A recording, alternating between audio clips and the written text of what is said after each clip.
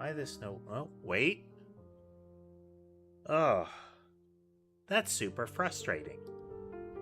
Okay, so my entire introductory spiel was missed. Let's start over.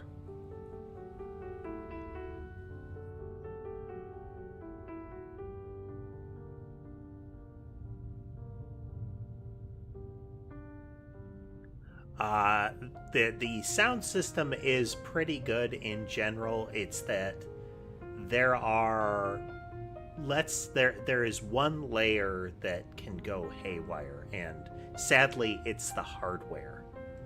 um, the microphone is flaky. And if the microphone flakes out, it takes several pieces of software with it. So the restarting system is protracted to get all of those bits lined back up. And I missed a step in the second half there.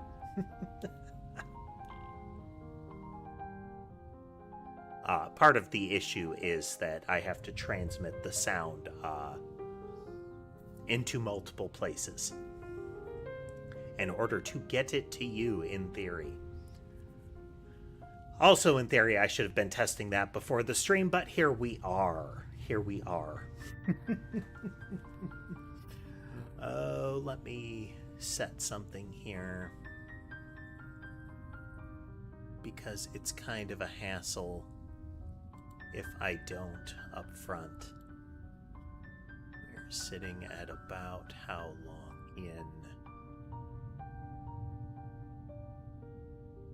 Very frustrating. It's about 6 minutes in, so we'll set that.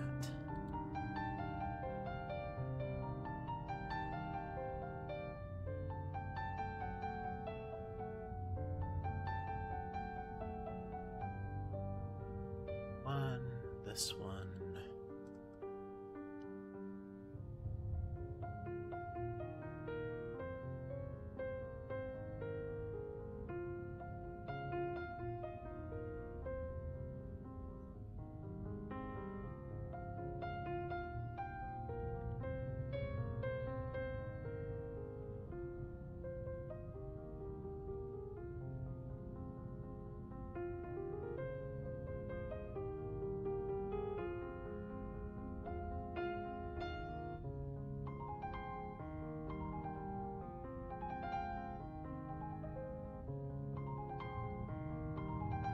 There we go. Whoops.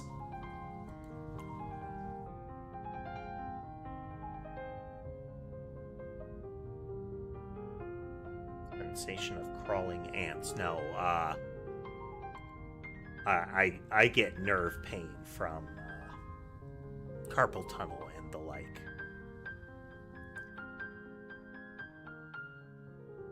But no, steady itching sensation or the like.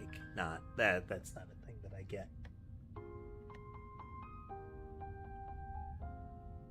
Oh, hassle of a start. Hassle of a start. Sorry, everyone. But let's get into it. This is called Emotionless, The Last Ticket.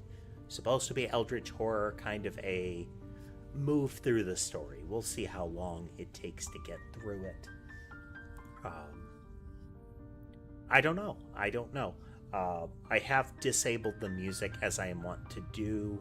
I'll see if there is actual music in it initially. But for the most part, I probably won't try to turn it back on. So we might miss some sound effects or the like, but I'm not risking erroneous or incorrect claims on my videos. I do not accept that.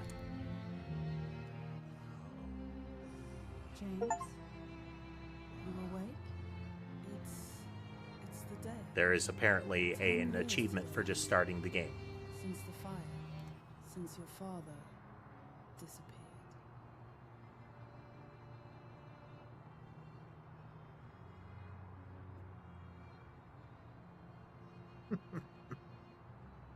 No, my eyes have been terrible my whole life. Just terrible.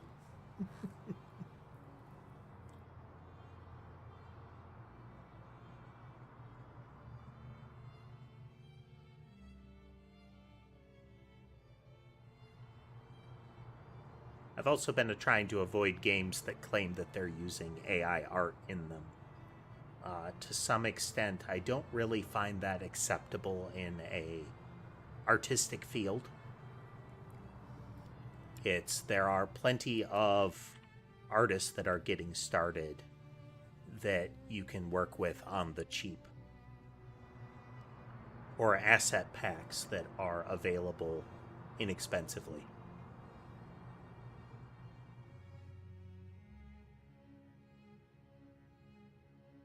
We'll see if the voice volume in the game is too low, but... Oh, interesting. Kind of a... They're trying to get a blur at the side of your vision, but... So right now, my camera is focused on the door frame, so it's blurred out the further markers. But if I step back, the focus location is effectively bigger. That's kind of neat.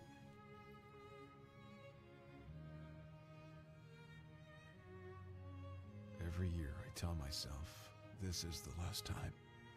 Every year I drive this same road. Like some kind of ritual. Like visiting a grave that doesn't exist. POV of the camera is actually fixed to the face of the model, so it seems like things like your hands are visible. I have to double check if your feet are visible. It's always interesting to see that kind of thing. My mom dragged me away from that place. 10 years old. She was screaming about curses, about family sickness. I barely understood what she meant. Bloodlines, and in particular, later, corrupt I bloodlines, still don't. But I come back. are a common thing Always come back. in eldritch horror Like fiction. something's calling me home. The To a lingering place that influence was of never Lovecraft. really home at all. Hey there, Dorothea. You are joining us post-sound issues. A whole 5 or 6 minutes where I was talking and I didn't notice that my mic sound wasn't making it through to the streaming box. I'm going to turn up the voice volume of the game a little bit. Oh, well, I can't. Sadly, for whatever reason, so there's the global volume setting, affects dialogue in UI. So UI is the clicky sound of the menus. I've got it real faint. Effects, unfortunately, includes the music of the game. I don't know how much music there is. Let's do a quick test. Currently none. Okay, we're gonna try it with the music on, or with the effects on. If this doesn't work, and I hear anything like music, we're cutting that off. Oh, but welcome, folks. Welcome nonetheless. Oh, that's pretty loud. We'll turn that down a little bit. A little bit. And no, you can't click in the middle of the bar. I do comment on the UI of things like menus. It is something that lingers from my professional past. And a lot of the things that I will comment on would be considered unacceptable in the apps that I worked on. Little more. So this is much more of like a touch interface that we're dealing with. But even then, you should make these menu bars longer, and you should make the interior of them interactable and reflect the actual volume that you're dealing with, so that I don't have to hold the button.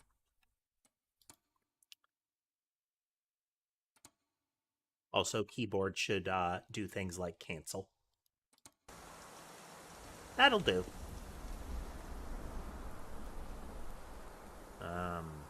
Oh yeah, we can see our feet. Enter the amusement park for the first time.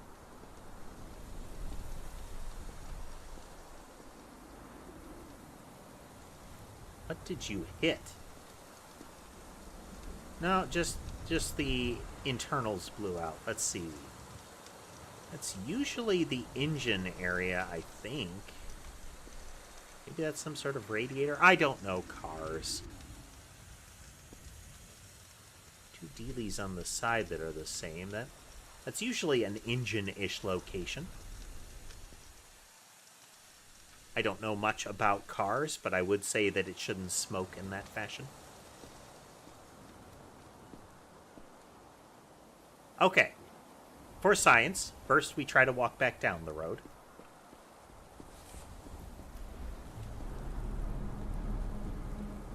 Silent Hill may interfere with us. You thought you could walk away? It never let you leave.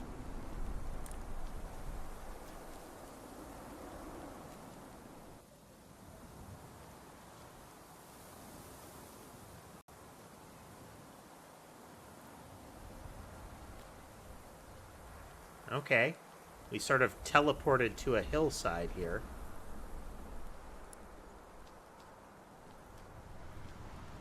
There was an achievement for doing that. Rock, like a tomb, maybe?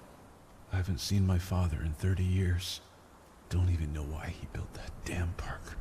He chose it over us, like it mattered more than his family. I'd assume that would be Crawford.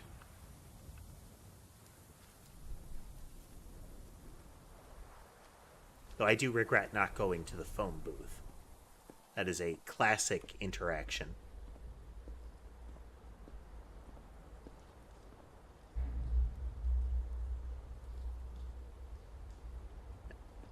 The real question of this is, where's the generator? Like, do they get electrical service out here in the middle of the Eldritch Fields?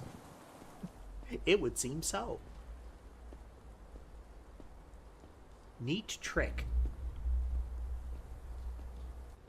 Also got steam tunnel vibes. Yeah, we can expect a little bit of surreal going on here.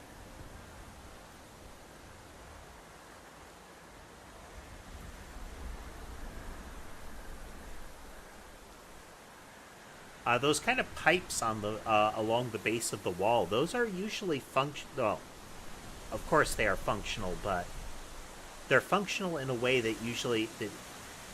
Okay. Okay.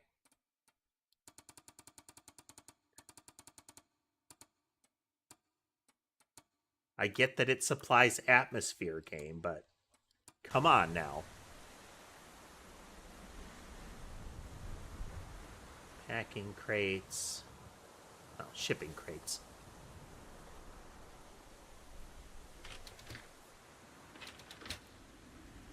Oh, left click to interact.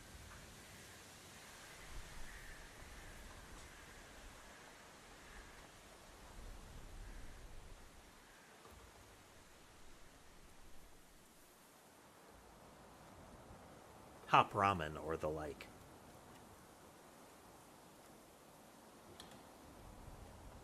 It's like matching you.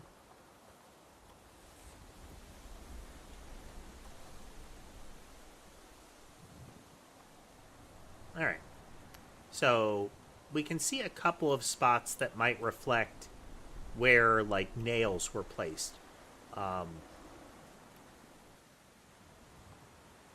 Like, what did they affix them to? I mean, I guess there's nothing stopping you from punching them into the side of the stacked shipping crate structures.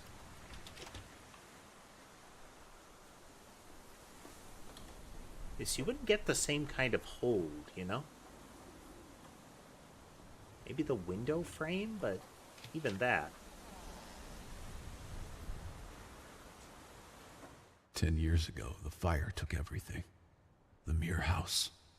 Those children. And him. It was all over the news. Body was never found.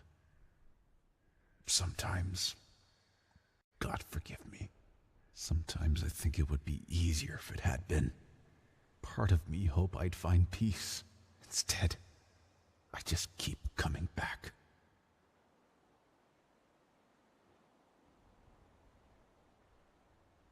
Alright, there was a pop-up in the upper left. that implied a keystroke here. F for flashlight. Okay, I mean, quite an uncommon choice, but not a bad choice. Oh, okay, that's why. There is no flashlight in the inventory. I have not a flashlight.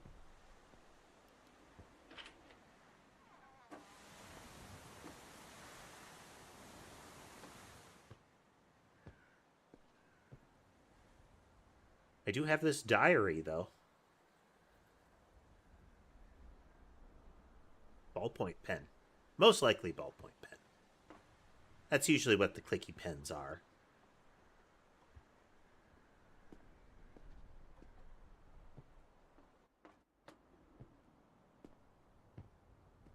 Nice of somebody to leave a oil lantern around. A series of oil lanterns.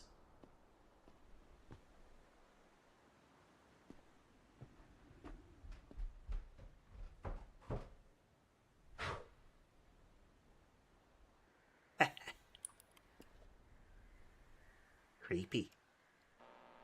James. It's Dad. I can Beverage. sense you're here. I know you've been coming for years. It's hard to think clearly. It's been so long. Time moves strange down here. I don't know how long I've been trapped. Years. Decades.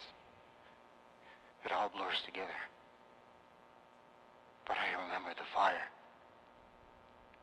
Those children. I tried to stop it, son. I really tried. I'll find a way to leave these recordings. Remember when you were a kid? Remember, James? Our little treasure hunts.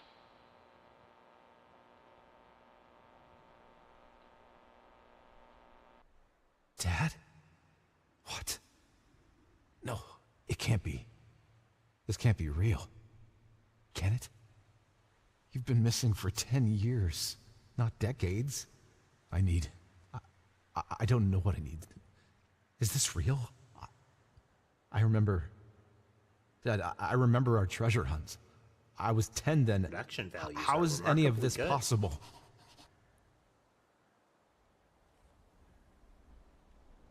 Okay. Now this isn't, I doubt, the fault of the developer here. But like, this could be a representation of a real device they've seen. But so VOR could be something like, some sort of recorder, micro cassette quarter.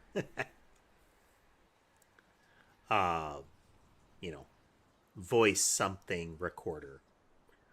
But so I have the word battery and then a little inset capsule with BATT with a green LED or light of some kind under it, which indicates battery.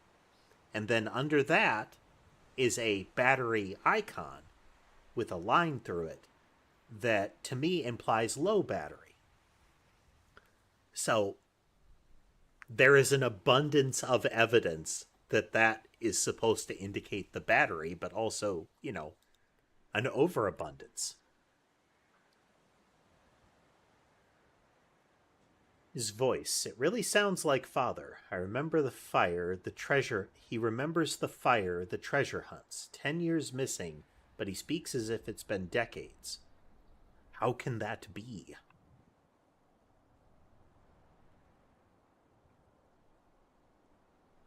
Okay, so the electrical lights turned on.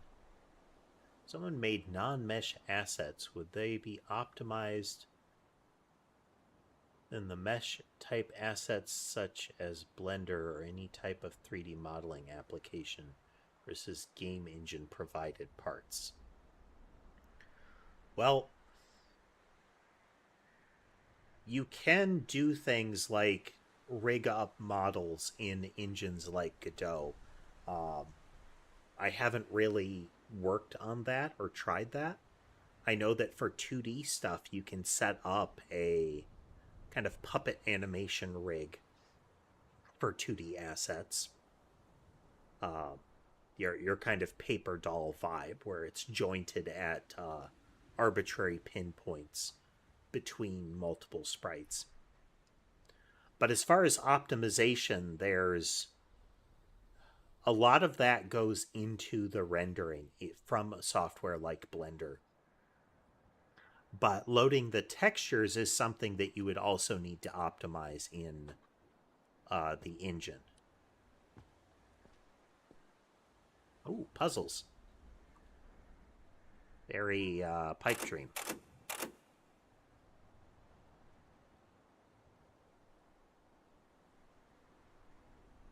That one has to go down, and thus this one has to be here. This can't go down because it would just run off. We can get multi-dimensional movement there. Okay, well. I mean, remarkably straightforward puzzle, but here we are. I don't fundamentally object to that.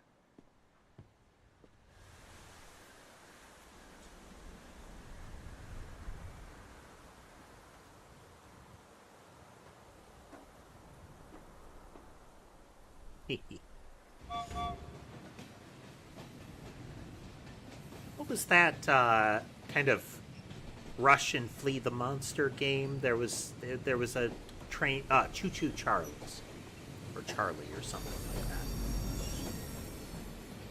The let's make a childhood thing scary kind of concept. Take Thomas the Tank Engine and turn it into a horrible monster. There is effectively a whole genre for that kind of thing.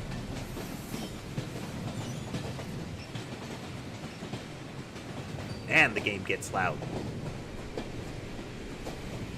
I've got it down to like, what, 25?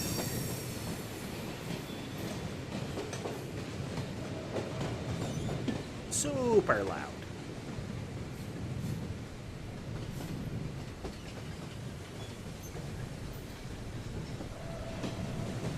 I like fog effects. It's actually a good kind of effect.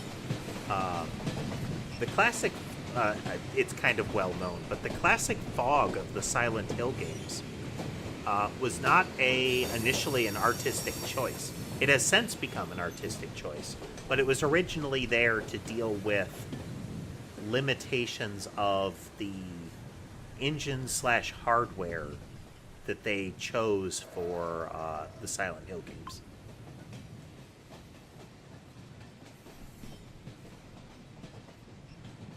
By having the fog there, they avoided having to deal with larger render distance and number of things on the screen.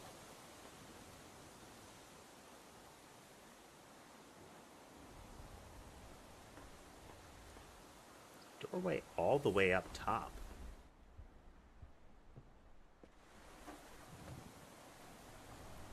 How does one ascend further?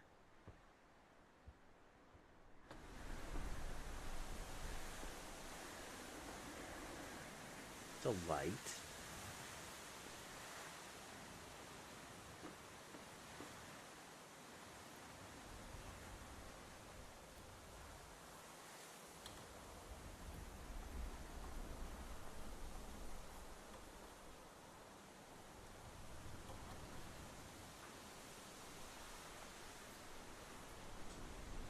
Hitboxes are another thing that would be game engine specific.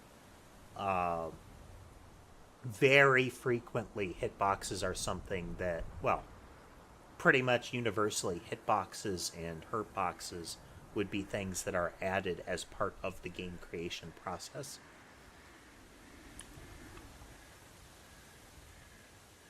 Independent of the model. attempting to calculate intersection of a model, a 3D body to another 3D body, would certainly be more complicated than just, drawing a box around it.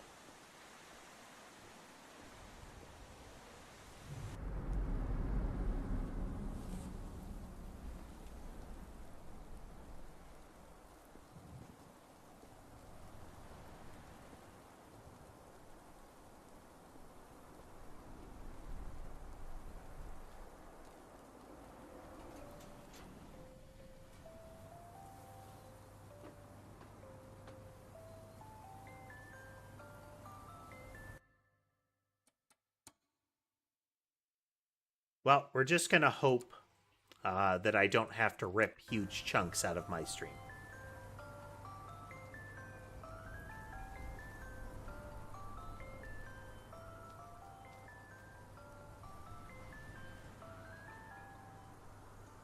Because while with art assets shown in a game, people aren't filing copyright claims, the YouTube system automates some claim mechanisms for audio. And the process of contesting those is a lot of bad, let's say. Which is why I'm generally playing my own music.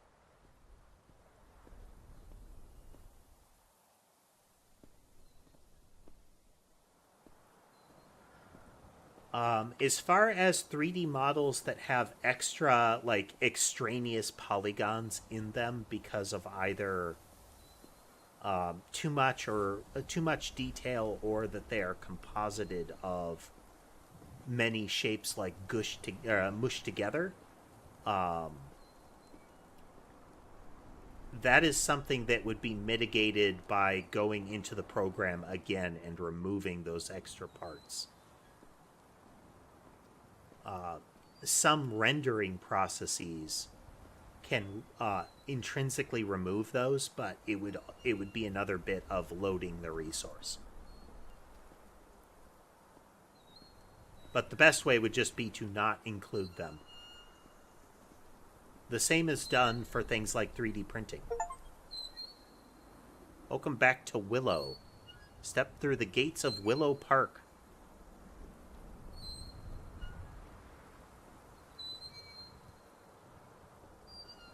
Remember what the song is, but I remember a song that has a line "Down at Ferrisdale Park" or something like that.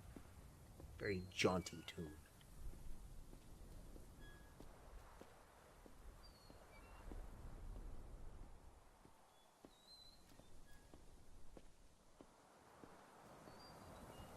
I wonder if I'm backtracking, actually. And here I am again. I am. Some fool. Same road, same questions, same empty answers. Now even my car has given up on me. Probably trying to tell me something.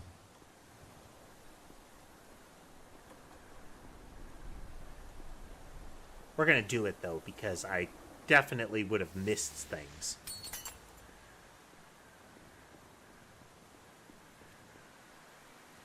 So if I keep heading this way, I'm going to get back to the car. We got into the park by walking off the path. We were teleported to essentially a grave by a tree.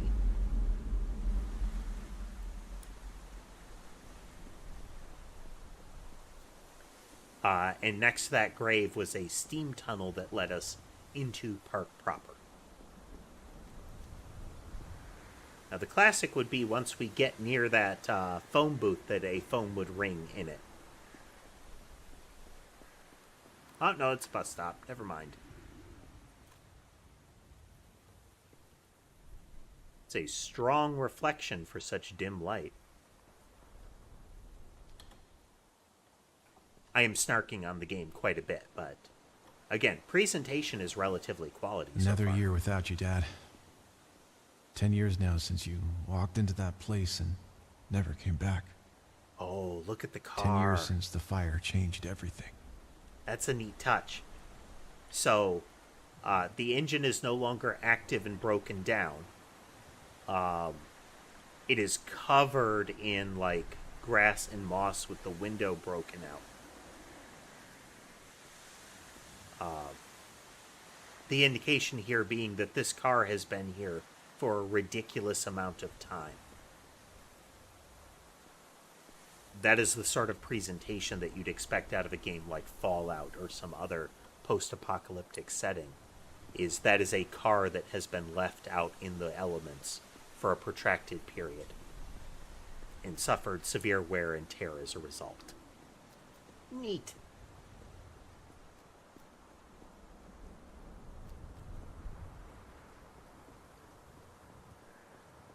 Like I said, it's as much ribbing on the quality as it is that the quality is bad, because it's pretty good. It's got a lot of atmosphere to it.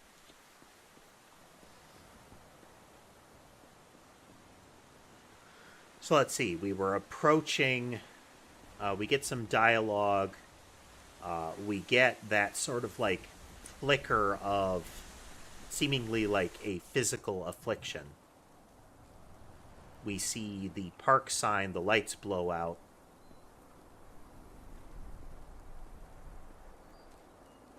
Additionally, once we got into the trees, it suddenly stopped raining and intense wind for a moment.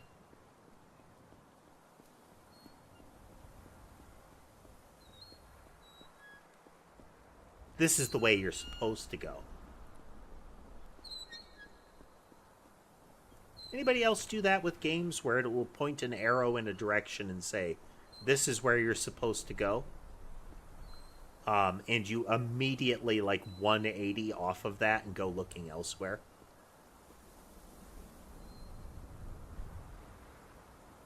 Yeah, 1 second. Let me try to correct the mouse here. There's a little...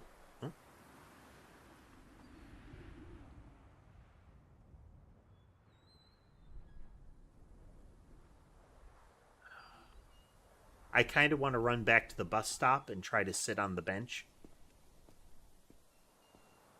Hello, Ember. Hello, baby.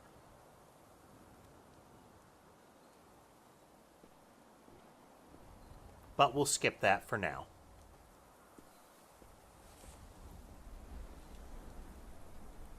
Quack Rage.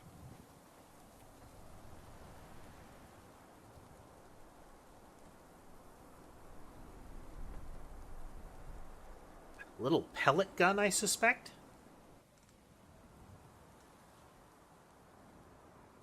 That says rain. That says rage, and this says duck range.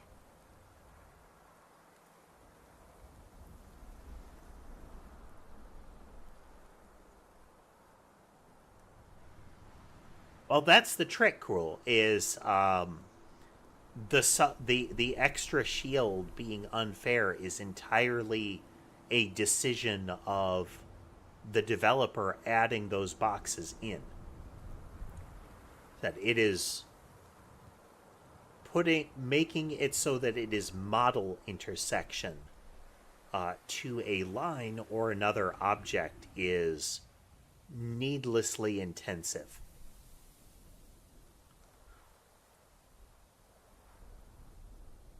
Having a sphere or a shape that closely replicates the surface of the model is usually more than enough. Because then you can remove concepts like a little bit of flare on the clothing causing a collision,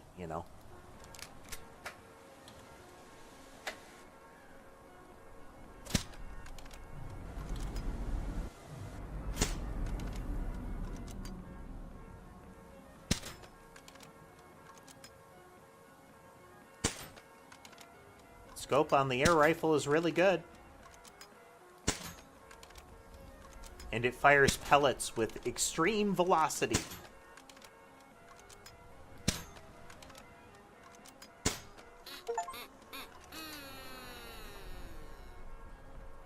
The Watchers turned away, but only because they had seen enough.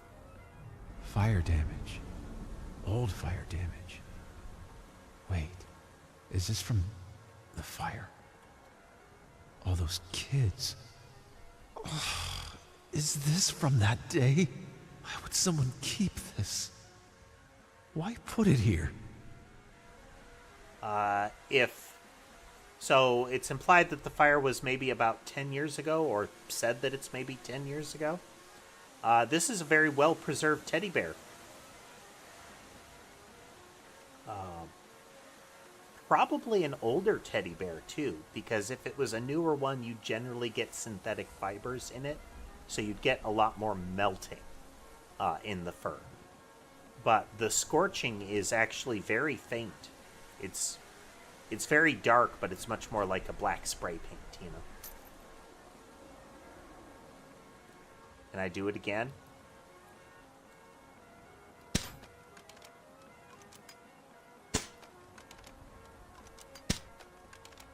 Oh, I said how good the sights were, and I then proceed to completely drop the ball on the next attempt.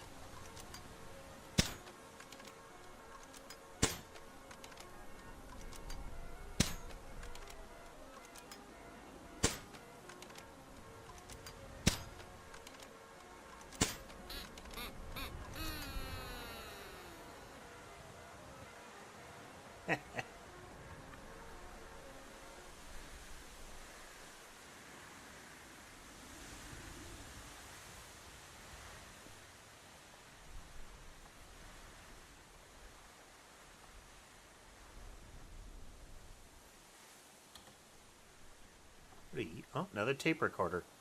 Boy, that's a big tape recorder. The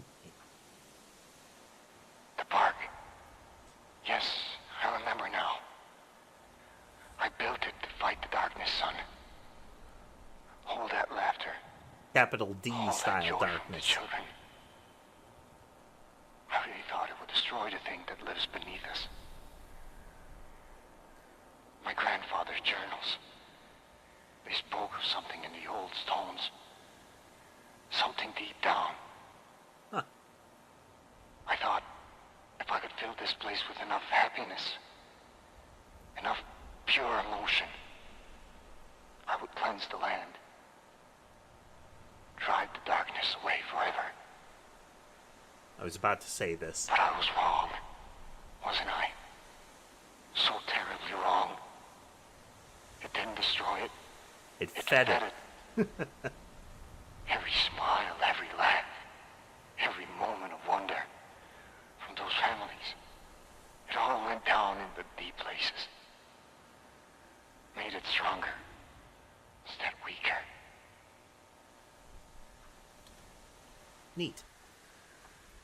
You try to use happiness as a weapon? I don't understand. This is all confusing. If this is real, my dreams, maybe they were memories.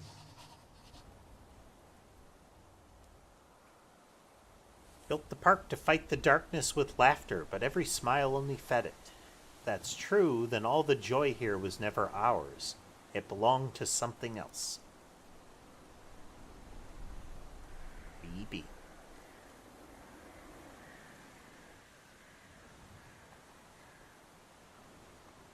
Ember is being very squirmy.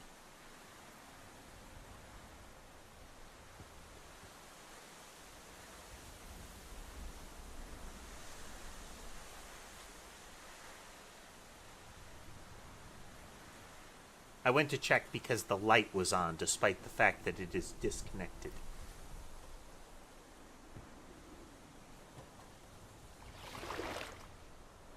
Oh, well, we gotta.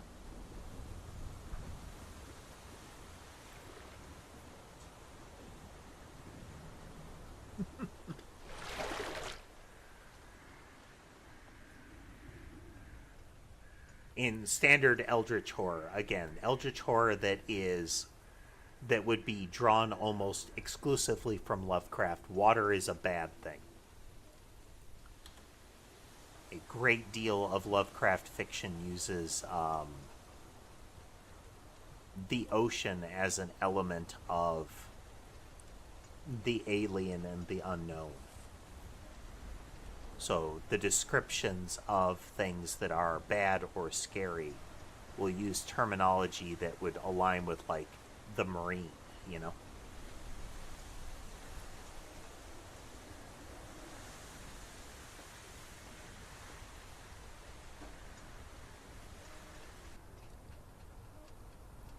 Kind of snap in.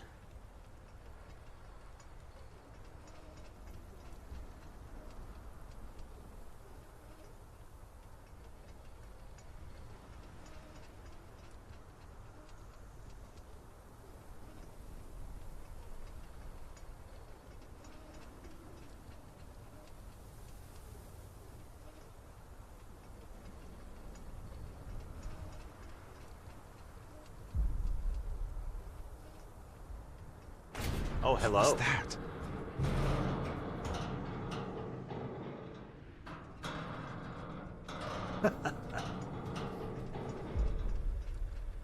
That being an example right there.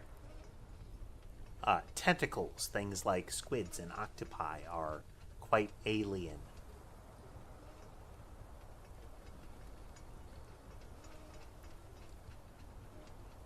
So at the peak of the loop,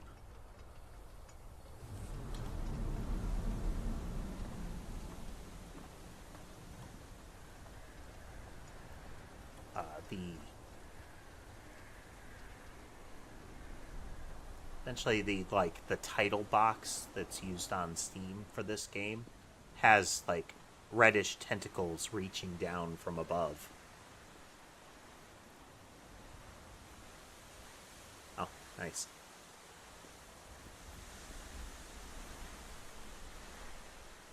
So right now there's very little like water on the POV lens. But if I look up,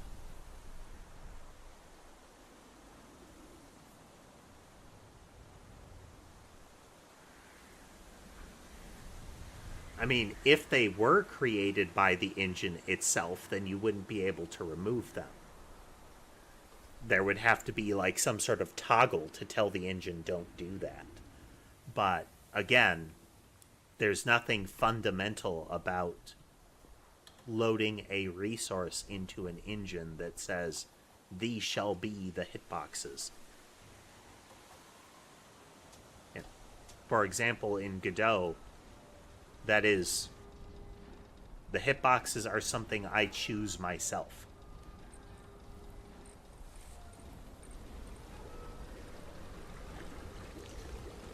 Oh, and this ominous.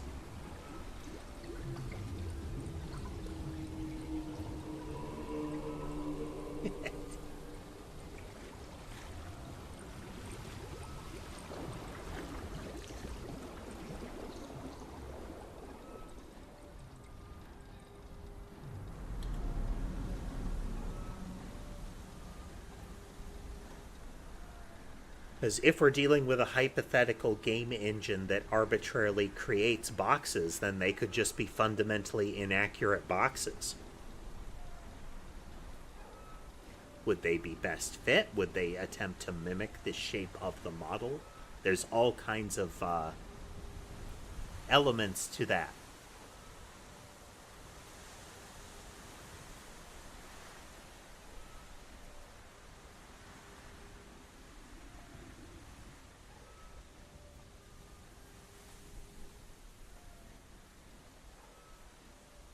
I mean, I have never encountered an engine that does that, Cruel. Maybe there is something else about such an hypothetical game engine that is exceptionally good and would be worth using. Let's do another pass around here to make sure we don't miss a recording somewhere. Definitely walking simulator, relatively classic. Just move around, find the lore pages, you know?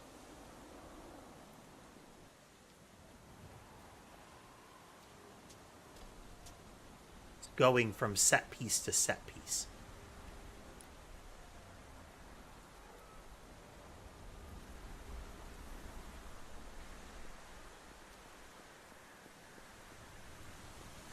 I mean, okay.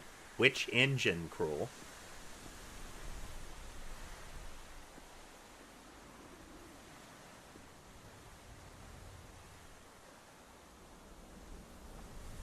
Alright, well, this is back to the docks.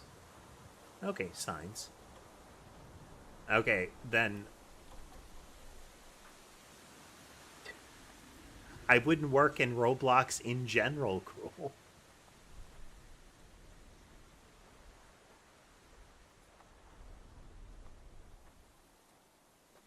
But any sort of rectification for that problem would be engine specific.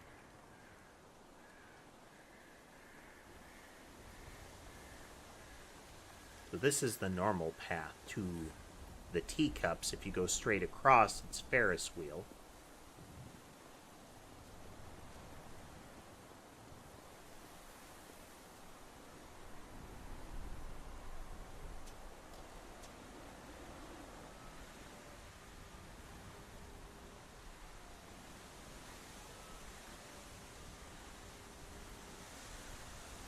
Like, if you're wondering how to fix that kind of thing in Roblox, read the Roblox documentation.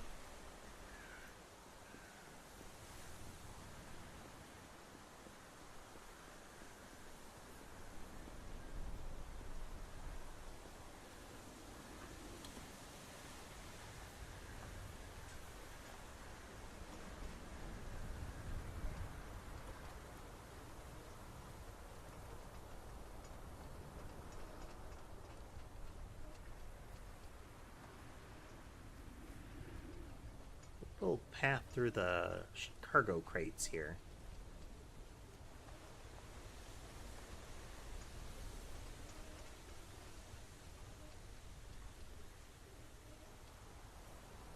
This is the steam vent that I came through?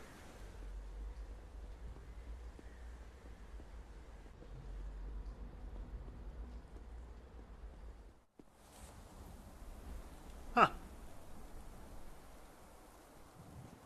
Oh, well, I'm at it.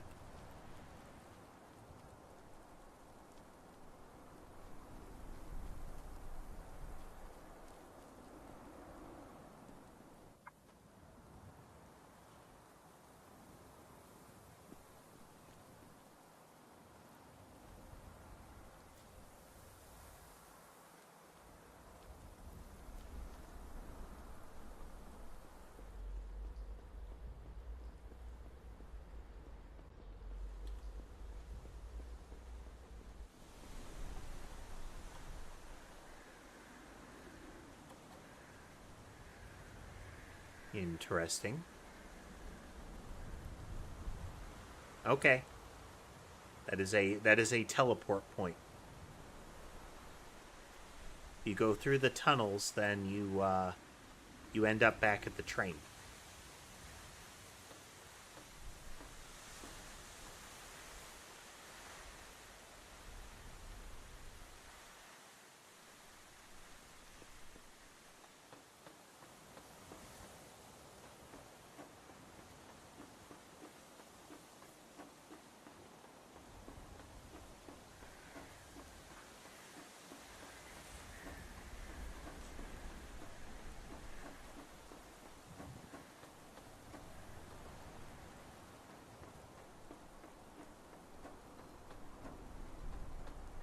Very freeform navigation.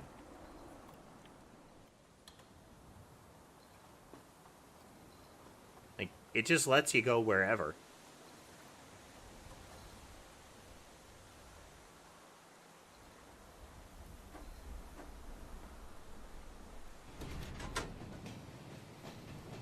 Much more of a roller coaster car than the, gentle little train ride around train car.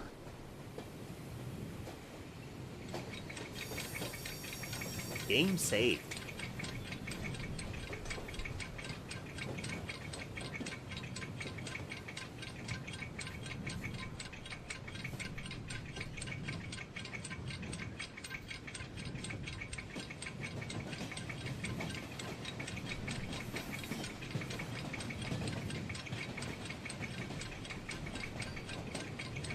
So So I think more to the spirit of your question than cool. If you're just talking about it in general, it's the Roblox engine, the scripting that lays over top of your ability to code things. Ooh. Tentacle in the background there. Has some things that are expedients.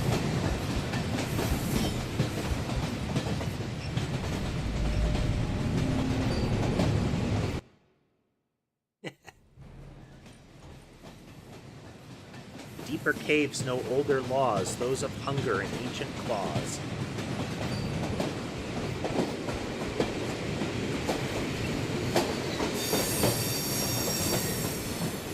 Once again, 25% sound effects volume. This would be spiking the audio.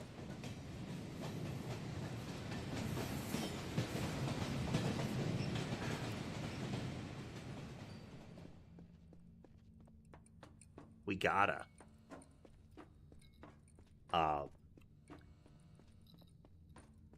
So, as far as asset loading, model loading in Roblox, that is expedience.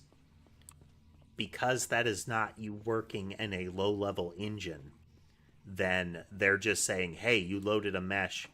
We're going to wrap that mesh in hitboxes.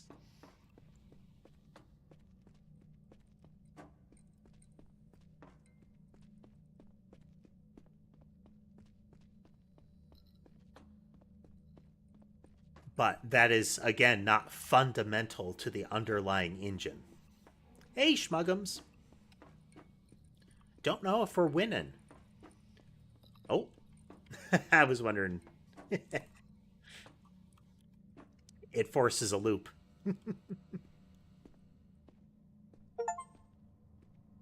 Behind forbidden doors, they carved out their truth, but never carved out the achievements are relatively wordy in this.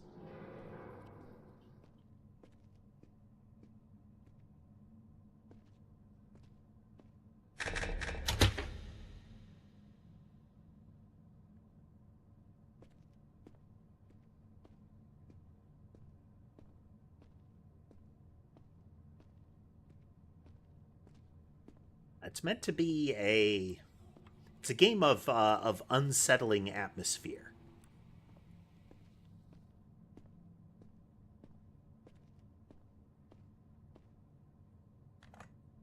You get field torchlight. Click. You lit the dark, but the dark now knows you.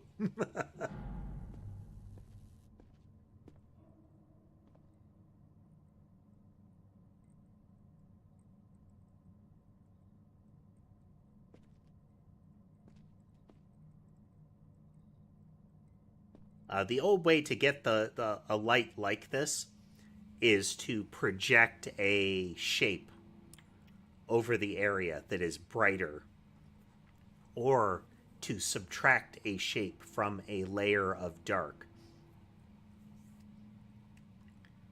I don't know how modern engines would do it, but that's kind of the shortcut that you used to use in like 2D games, is that you just lay like a stencil over the screen.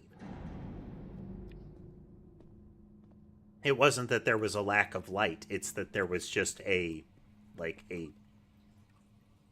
transparent sheet laying over the field of view. So if, say, the game files allowed you access to that, if you were to replace it with a similar image that did not have any dark on it, then you would remove the game's presentation of shadow.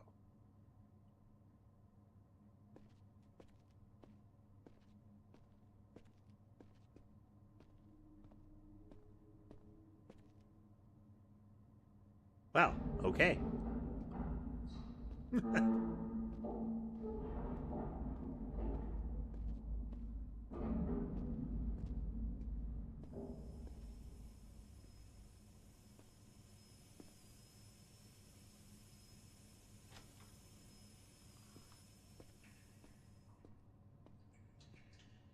So the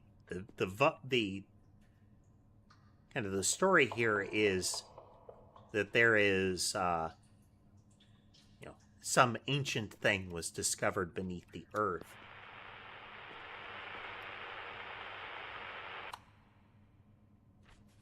My German is not the best, but maybe I could understand at least what happened here. These sick people were experimenting on civilians. Symptoms? Entity? They're trying to weaponize whatever's down here.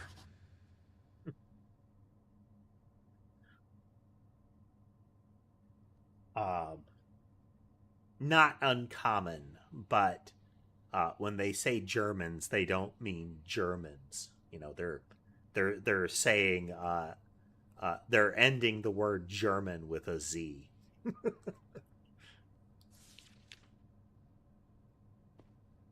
That is a habit in writing to avoid when you use a group of people in a way when what you actually mean is a specific group.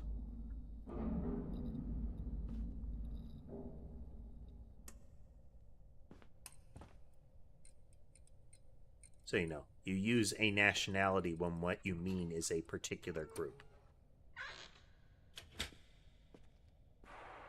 Negative stereotyping.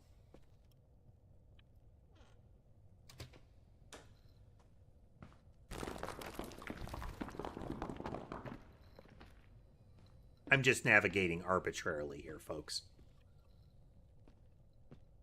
Yeah. They're ending that word in a Z. What?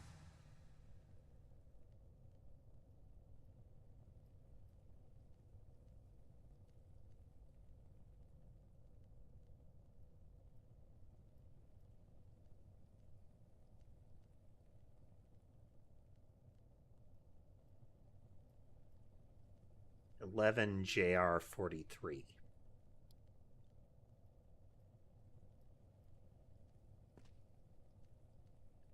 Let's try to get a screen cap of it when it... Oh. Okay. That is happening passively. As soon as the image it would come into focus, it falls out of focus. Watch.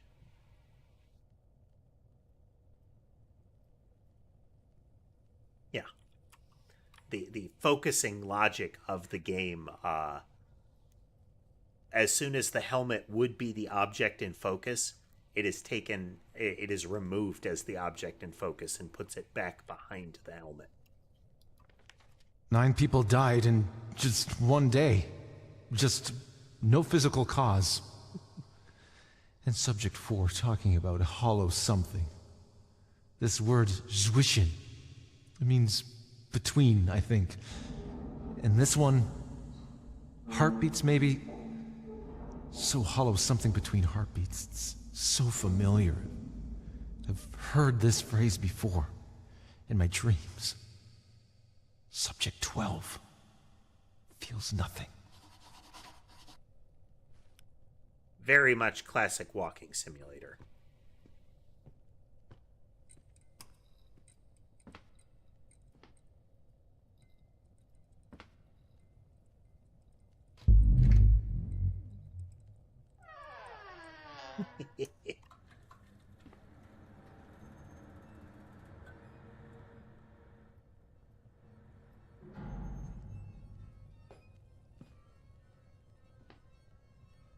The jump scare is real. But it's also not monster leaps out. It's just it's the equivalent of the settling of an old house. A noise when you don't expect it.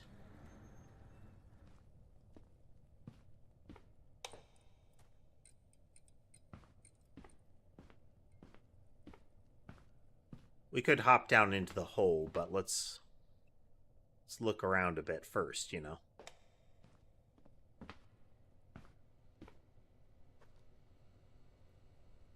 Okay, missing some fuses.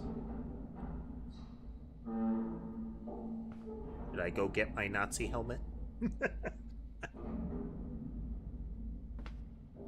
Wear your respirator.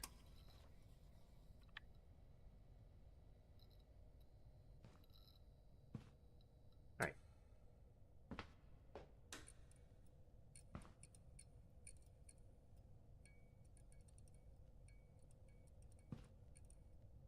Isn't this where we came in?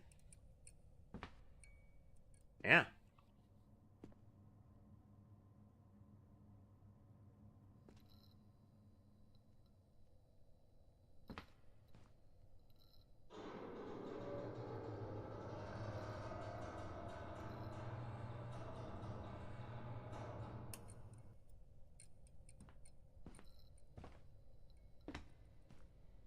I feel like there's got to be, like, nothing but asbestos in here.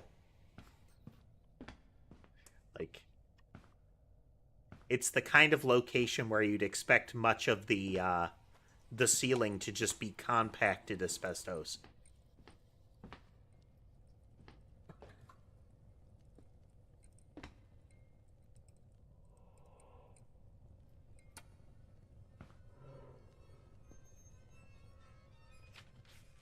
She's changing, physically, becoming something else. And the mirrors, her reflection vanishing. I don't know if I got that right, but it's something about mirrors. The vessel. Was she a vessel?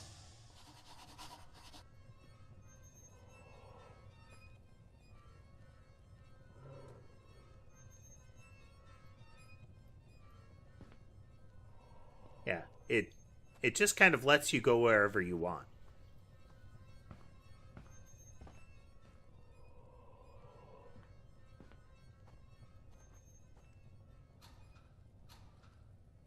Like, it let me run up the little train track. You see, just before I fell, 2 lights in the dark.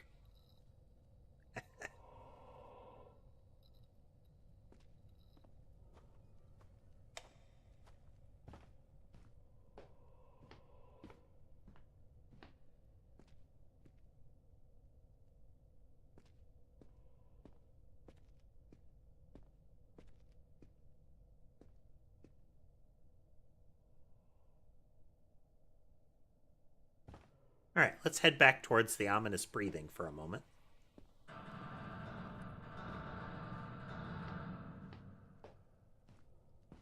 Got to get my heart rate up, you know?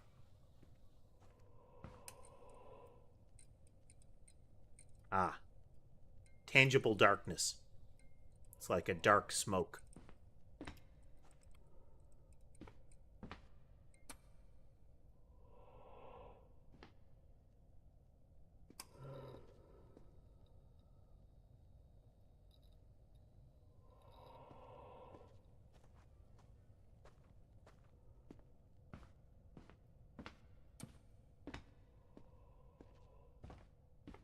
Even the sound of those lights flicking on is something that is... Again, it's the unexpected sound.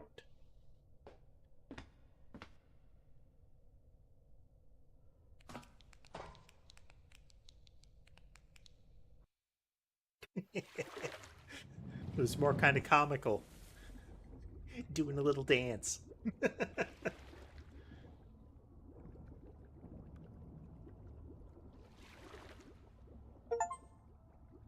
The first descent is never the last. The stone remembers each step. You are a big rubber duck. Surprise, motherfucker.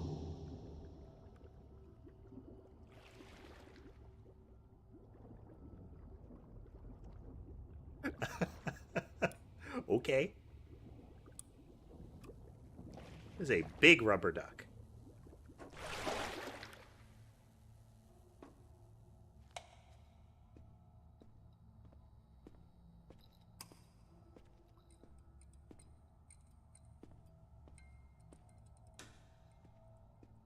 Everybody prepared for when the light flicks on, there'll be something in front of us?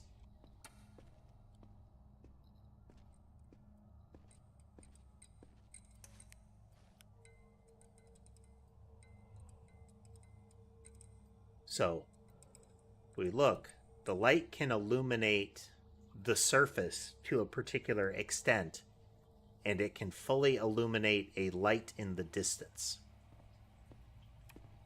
But once I get near enough that would turn on,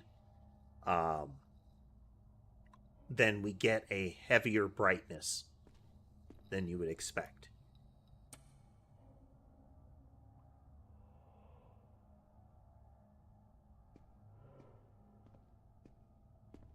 Hey, creepy thing. Come on.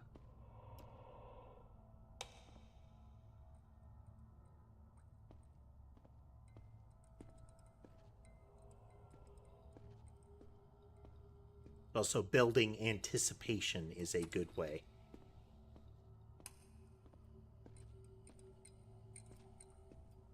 Get somebody used to nothing happening. Okay, getting foggy.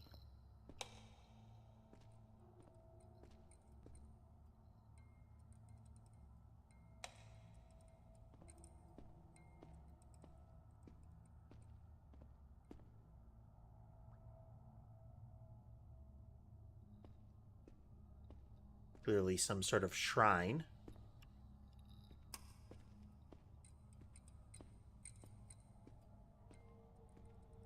Big old bored out tunnels, you know?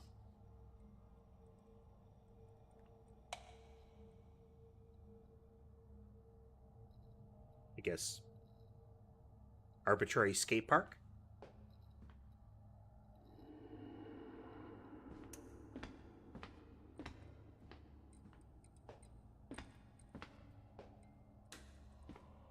Texture there.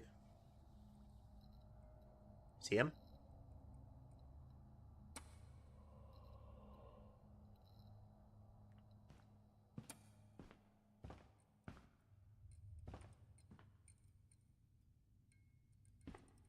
Nice touch. Only shows when you're not looking.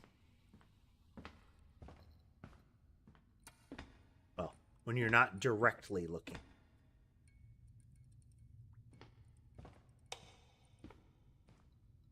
Another good that is another good trick is corner of your eyes. Something that is only visible on the periphery.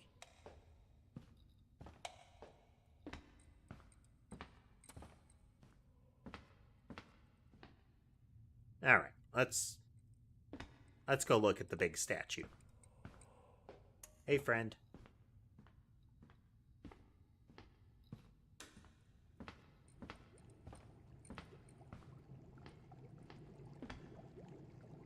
Well, hello. Bubbly.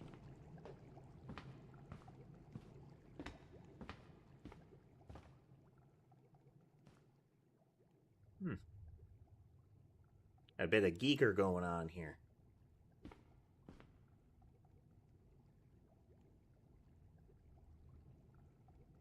So we got a bit of a Greek vibe, of course the Sphinx to give us the Egyptian vibe, and then some tentacles and spikes.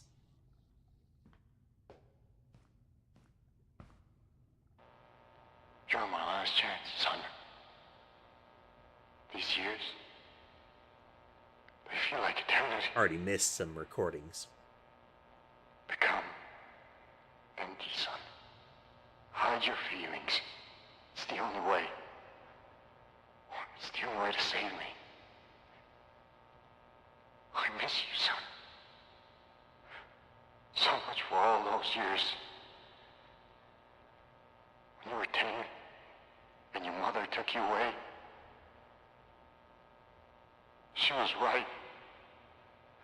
I was obsessed with this park. I was not the father you needed. I'm sorry. I'm so sorry.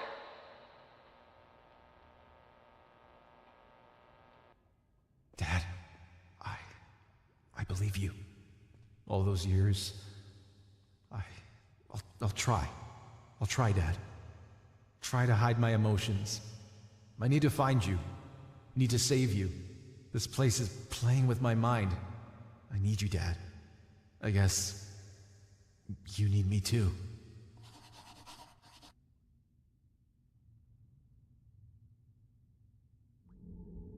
remarkably plush chair. What was that?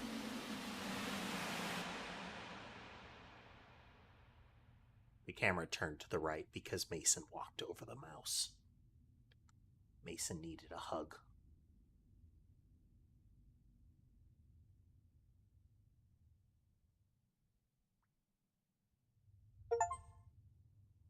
Sit in stillness. In silence, the gate cracks open, just as it did for...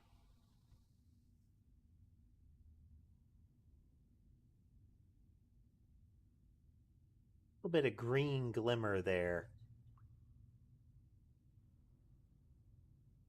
Mason needs hug.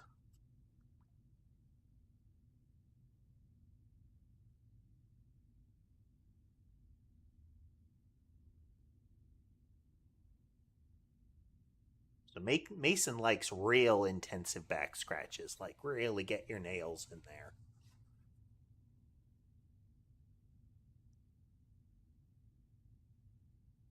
But he's also very particular about how he lays down, you know?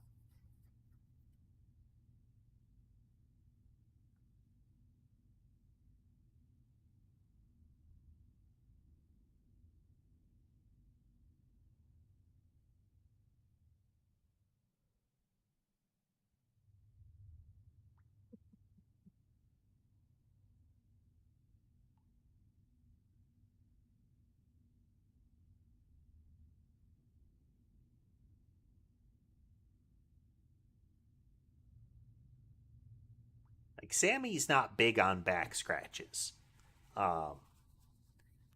Or only big on it to a very small extent, like briefly kind of thing. Okay, come on. Woof.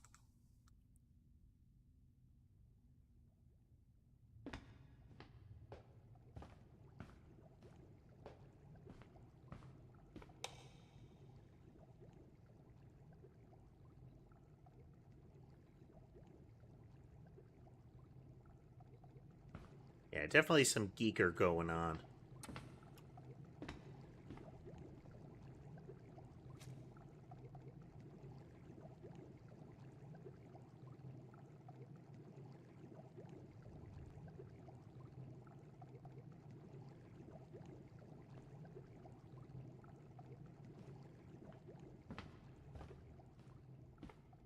A lot of folks will see this and they will equate it with like the Alien franchise.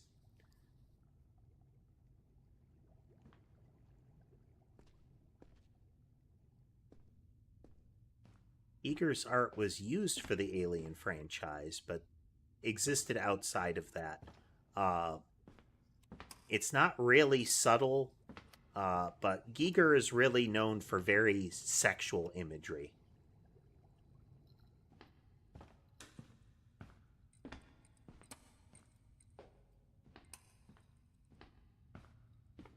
I wouldn't be able to say, Cruel.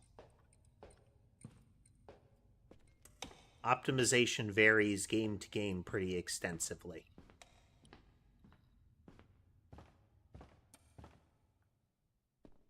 Sometimes you don't notice, even if it is, again, very badly optimized. It's if it doesn't affect gameplay, then it won't really be called out. Of course, you'll get people that will look regardless, but...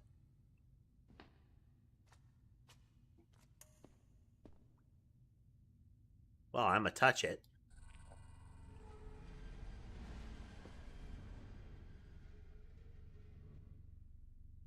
Well, there was a bit of a sound stinger there, but...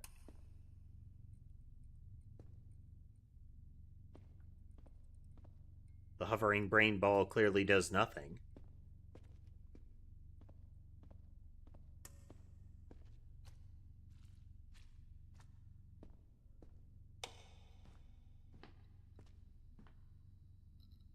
Hey, JCR, we're playing a game called Emotionless, The Last Ticket. It is a...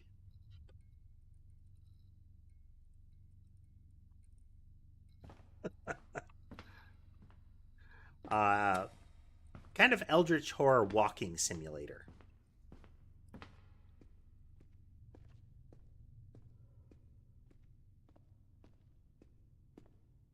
A lot more going for the feeling of dread than going for a jump scare, though they have deployed jump scares.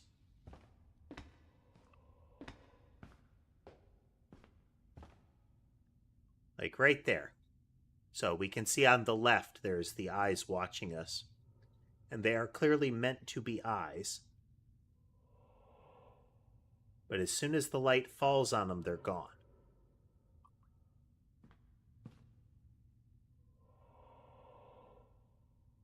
I actually like horror games, but again, I like games that are building an atmosphere that is meant to invoke dread, not where they're emphasizing jump scare. Well, I'm sorry, not where it is big monster is chasing you. I prefer it where they're going for the build-up, the constant build-up. Now, a good jump scare is a good jump scare. Touch.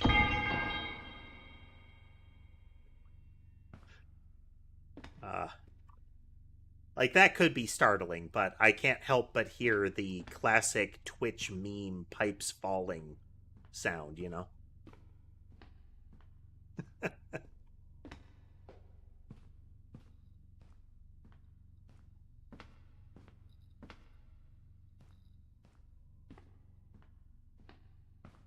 Well, welcome back, GCR. Welcome back. We could clearly climb up into there.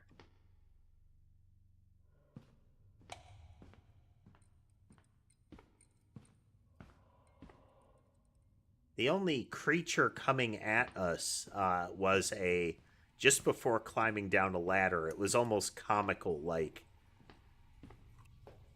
thing moving low to the ground, kind of comical.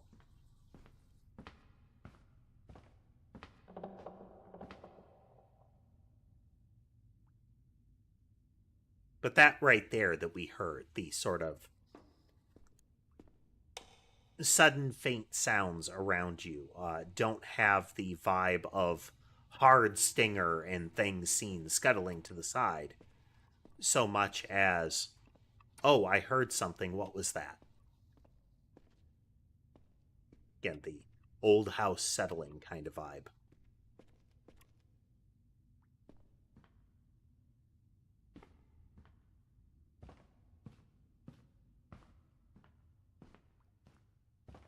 Gameplay-wise, it's explore, find lore fragments, experience the story. Like, I know that we have missed recordings.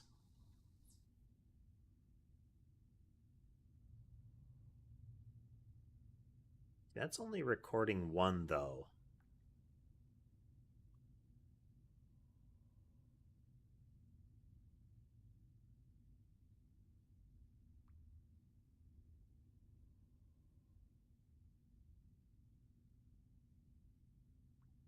I wonder if it doesn't keep all of them, you know? It only seems to be keeping the most recent stuff.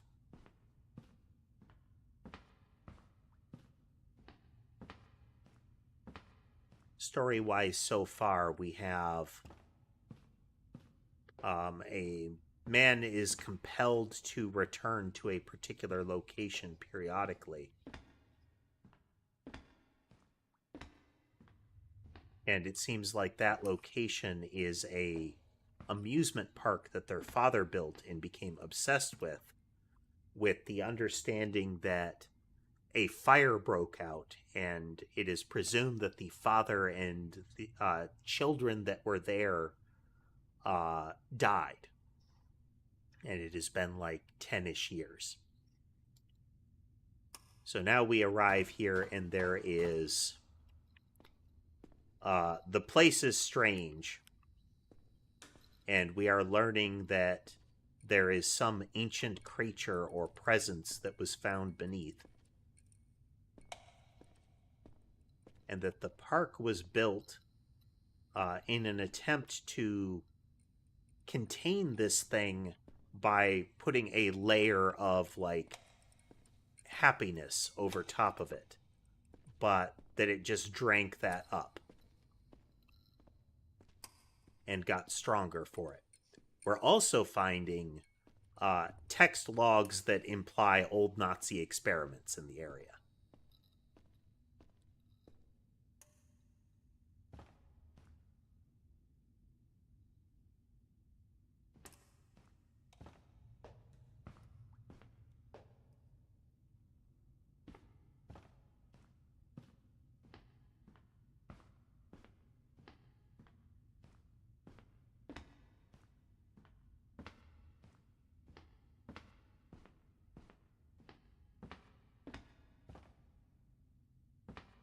I appreciate, again, that they're doing it in a style reminiscent of Giger, as opposed to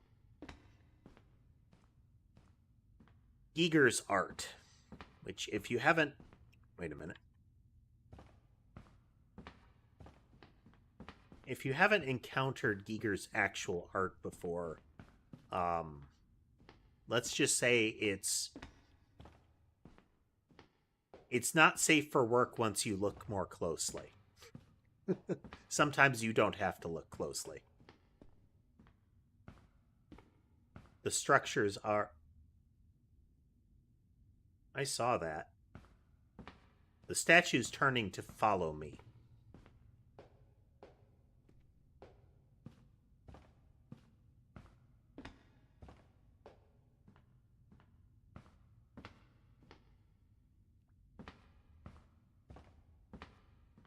See if we can spot it doing it.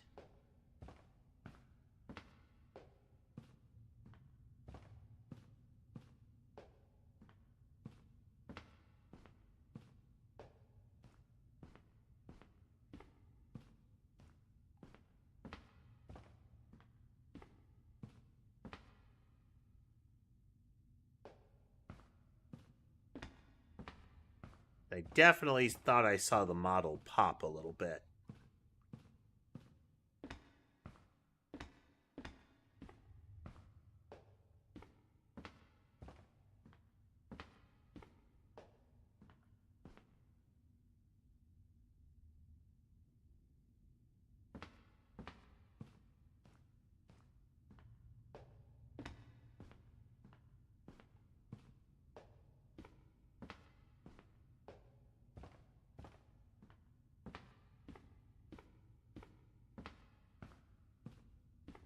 Objects moving when they're not supposed to, sounds that you don't expect.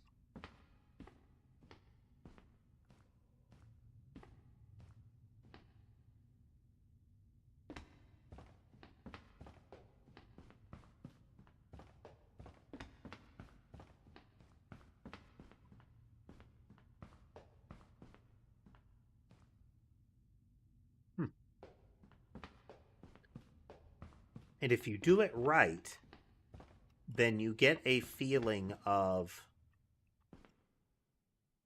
did I actually see that? Did it really move, kind of thing, you know?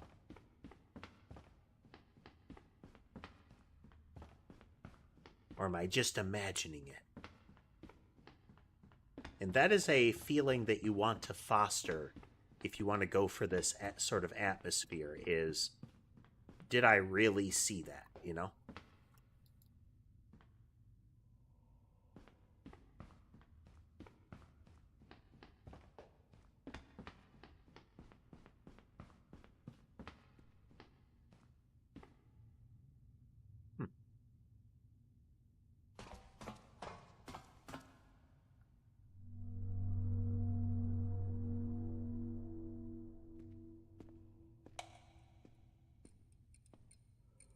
Very...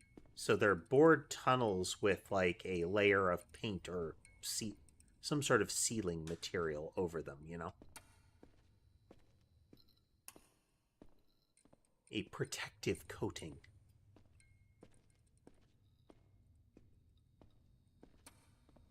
Very light dark split here.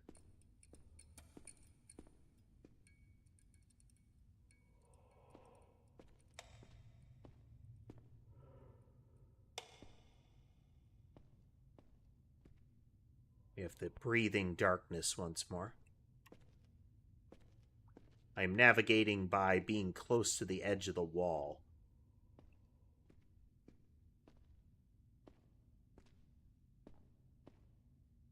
Which could mean we're missing something off to the side.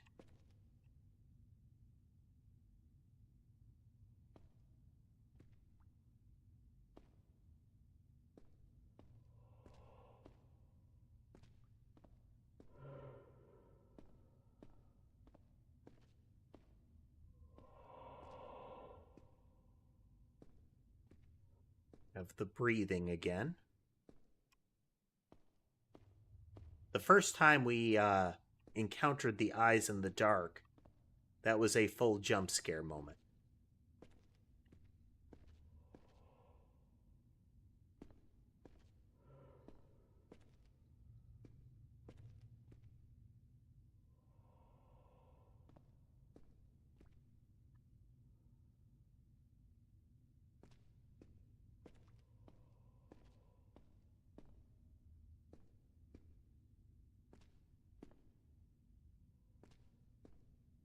Very hard to see.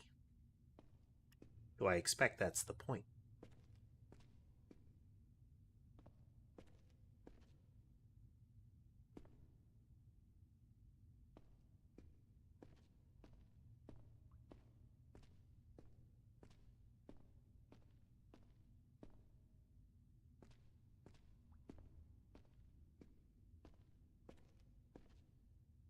Where we were heading towards a ladder, and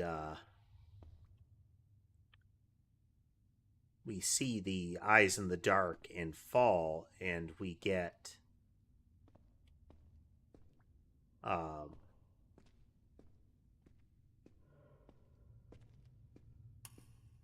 darkness with the breathing. Okay. It wants us to go this way.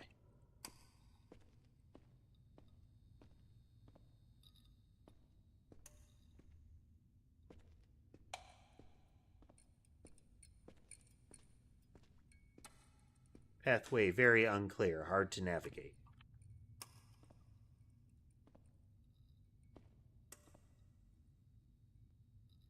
Did I have any regrets before I started doing coding?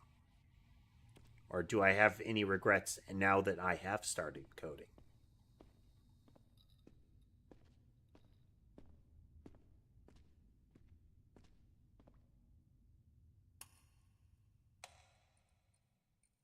Hey, this is the kind of room where we had the sort of Sphinx.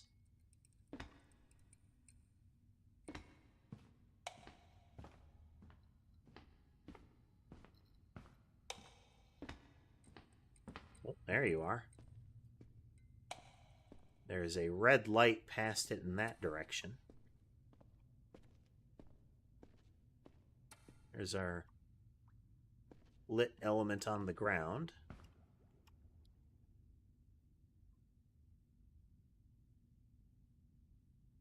Can I stare at it and get an effect again?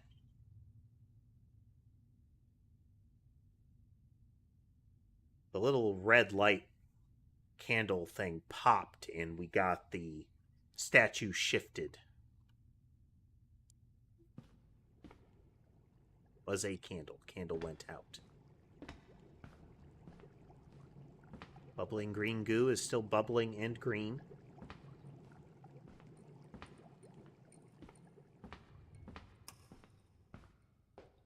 Passage is a little off kilter. This is another way that you can make a setting off-putting, is things like that.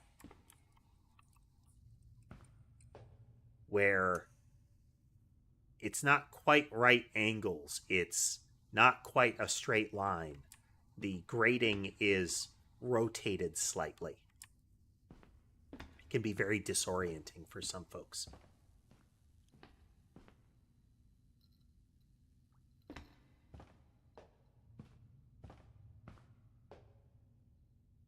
is a hatch on the floor.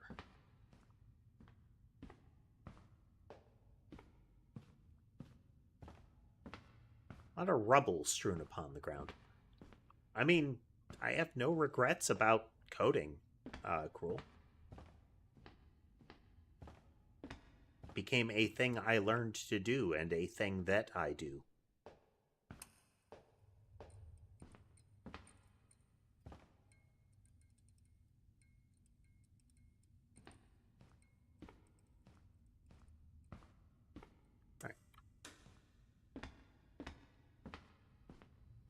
That there was something lit over here.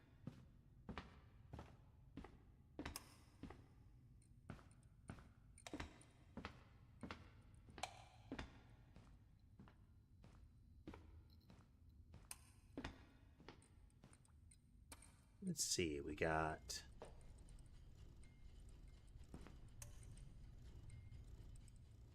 old style armor fragments.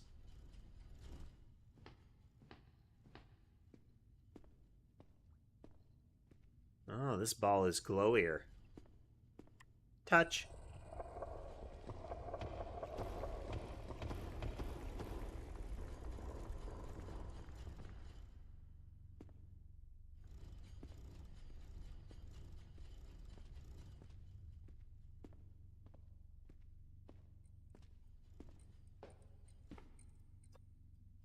Caution, men at work.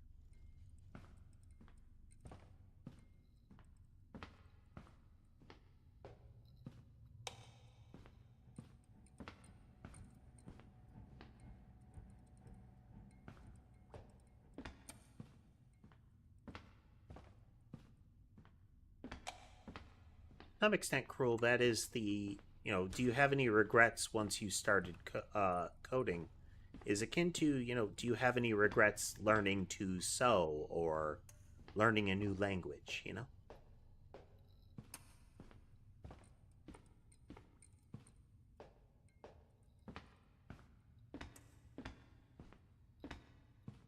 Really low-level stuff? Yes.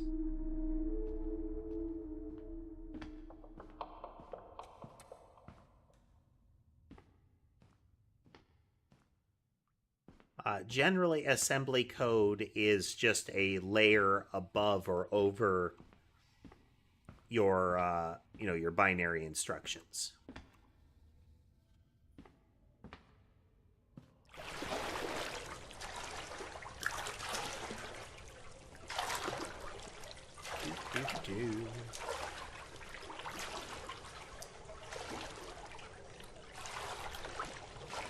But that is frequently something that a formal education in coding can include, is understanding of, like, assembly code to some extent. There's, like, a whole lot to that kind of stuff.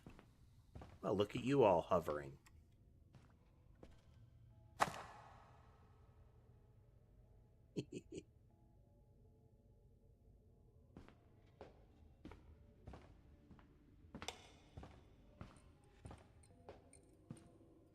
Generally, floaty rocks are an indication that something is not, quite right.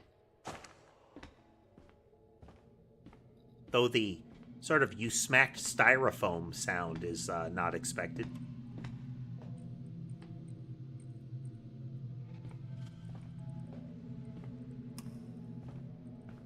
Almost has the vibe of a throne at the back there.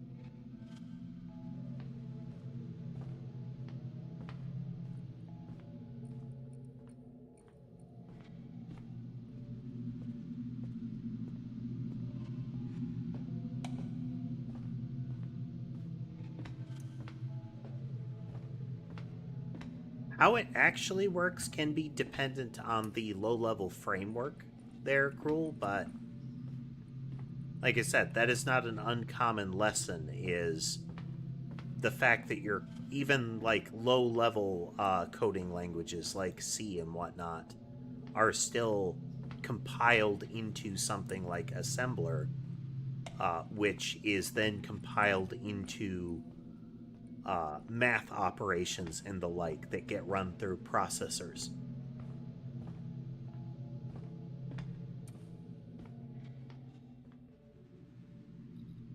Even like graphics card operations and whatnot get that sort of treatment.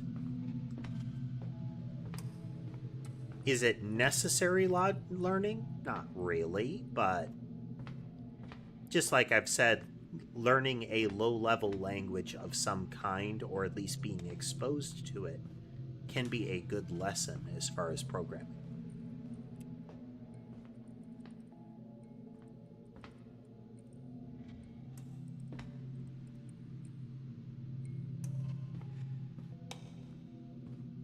Well, let's jump in the hole. Whee!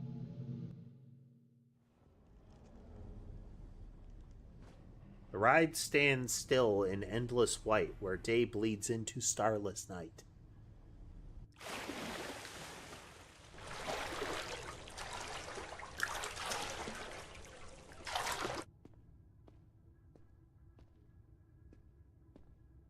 Statue changed.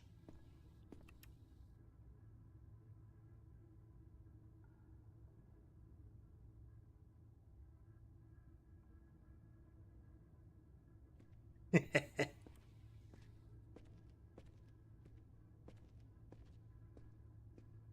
we have a robed skeletal figure with tendrils popping out from under robes and whatnot, and out of the eye sockets.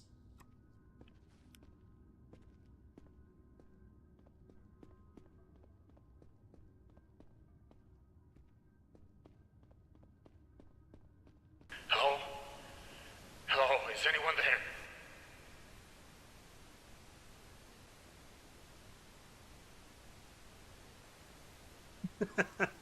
Three octopi in a trench coat. Nice.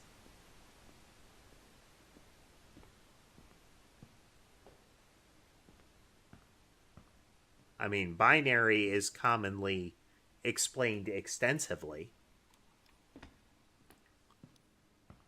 since that's how data is represented. And for some operations in coding, binary can be useful to understand. For things like and or that kind of logical operation, you're dealing with binary representations more often than not.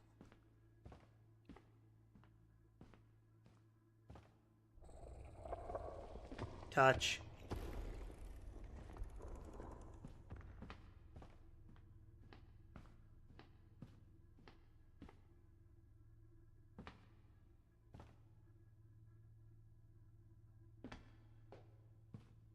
Hello? Hello, is anyone there?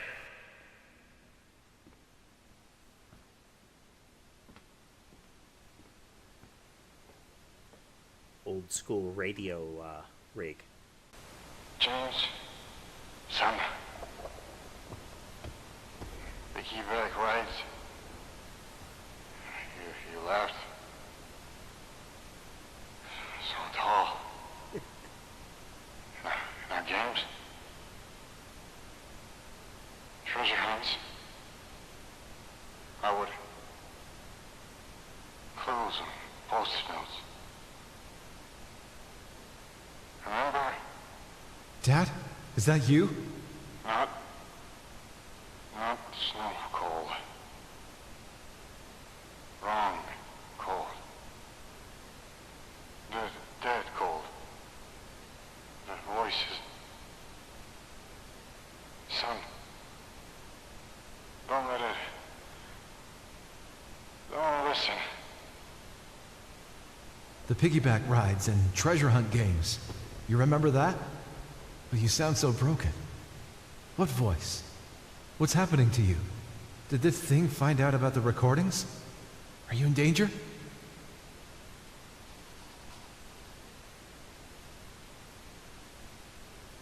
Static.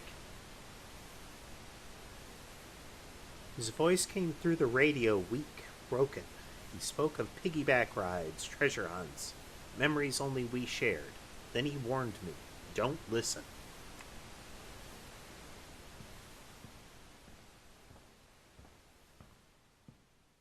So we have the feeling of, like, these tile walls and whatnot are added after the fact.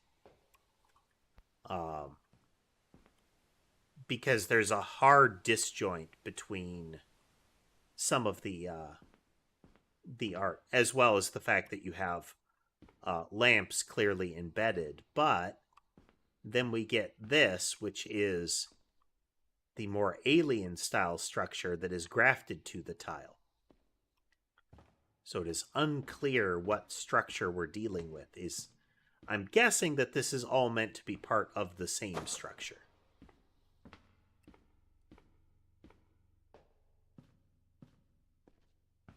So the tile is part of it.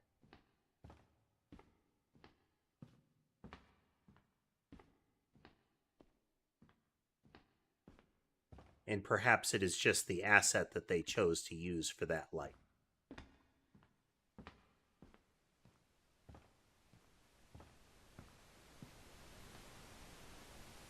Second, try to correct the mouse position here.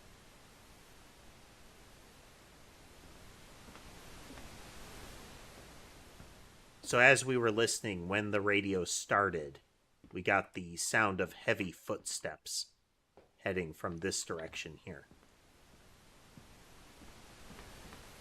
Okay, there should be a way forward.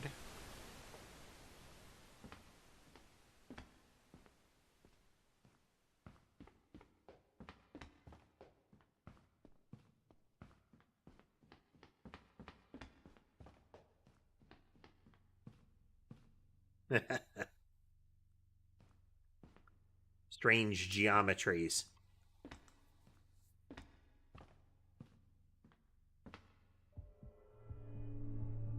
Whee!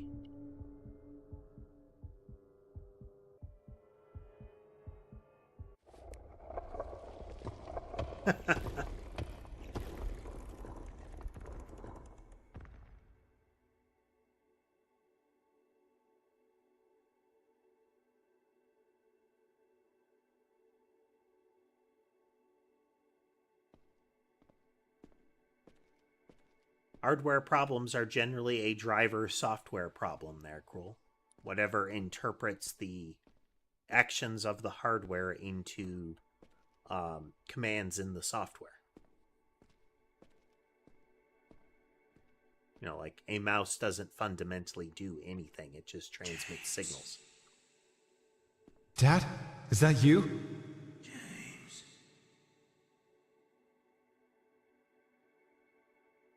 Human figure waving.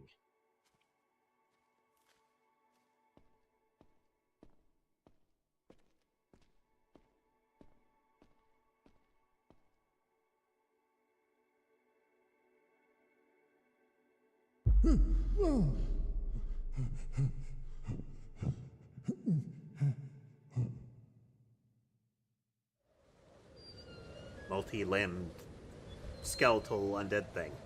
We laughed in the mirrors, we burned in the flames. The god took our laughter, but left us our names. Snow veils the world between, where time froze when the vessel ...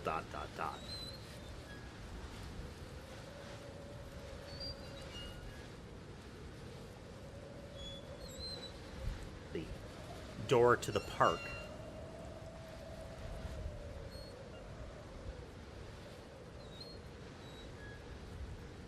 Basic snow physics.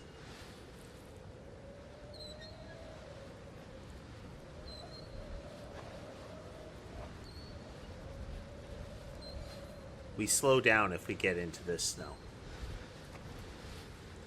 For science.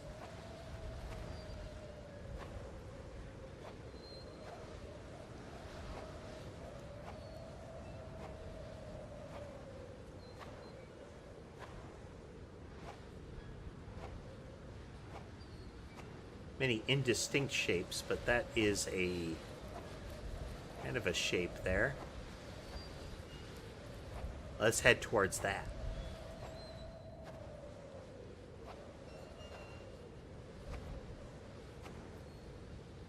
The game lets you wander off, and there are reactions to you doing it. So far, there's been nothing like a kill screen. It's another one of those, like, steam tunnels.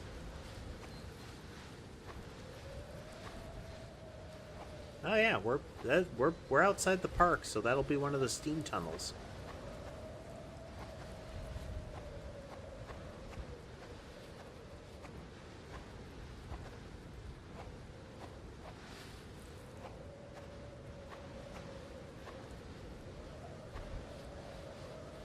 Well, for further science,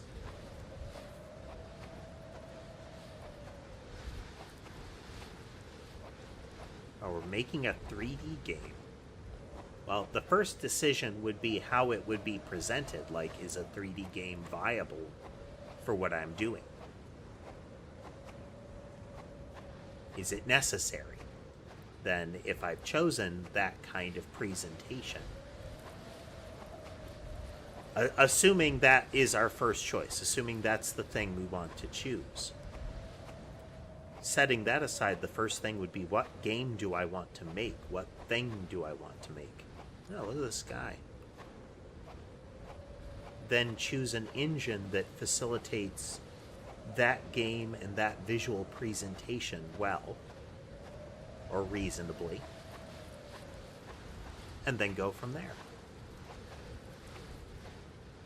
Your decision to choose a particular engine or language can also be informed for any other reason. Like, perhaps you want to learn how to use that. It's letting us go quite a ways.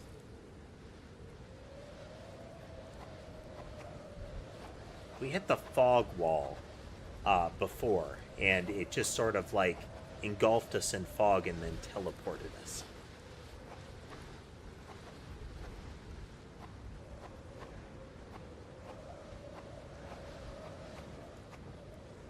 What a ways we get to go before we're terribly far.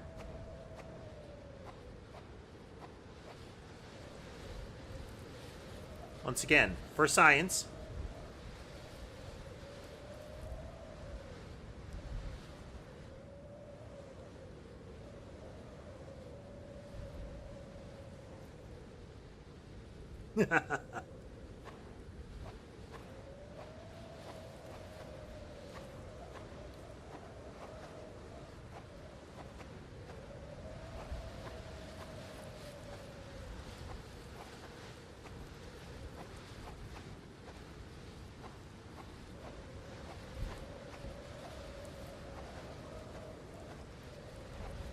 If a game is interacting with low-level processes enough that it causes graphics cards to overheat, or that a graphics card software is so old that it does not handle that kind of thing gracefully, then that's bad. I feel like that's self-evidently bad.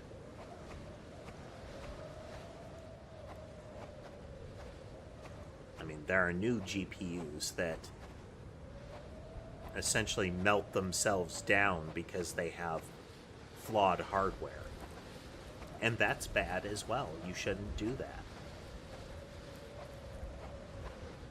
Any more than, you know, having a battery in a laptop that can go off like a phosphorus grenade.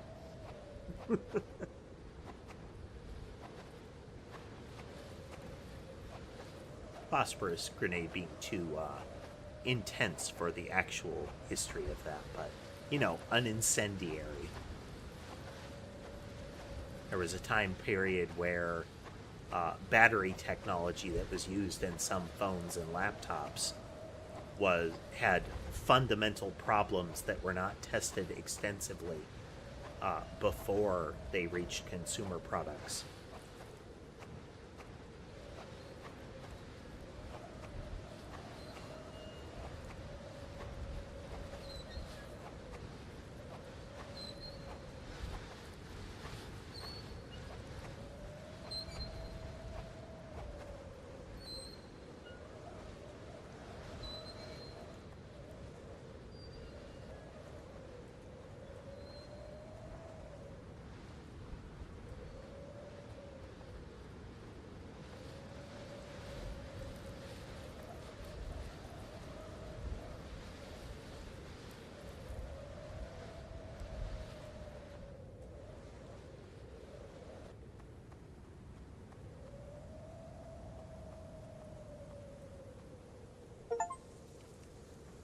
45 minutes without rest. Something beneath the screen is now aware.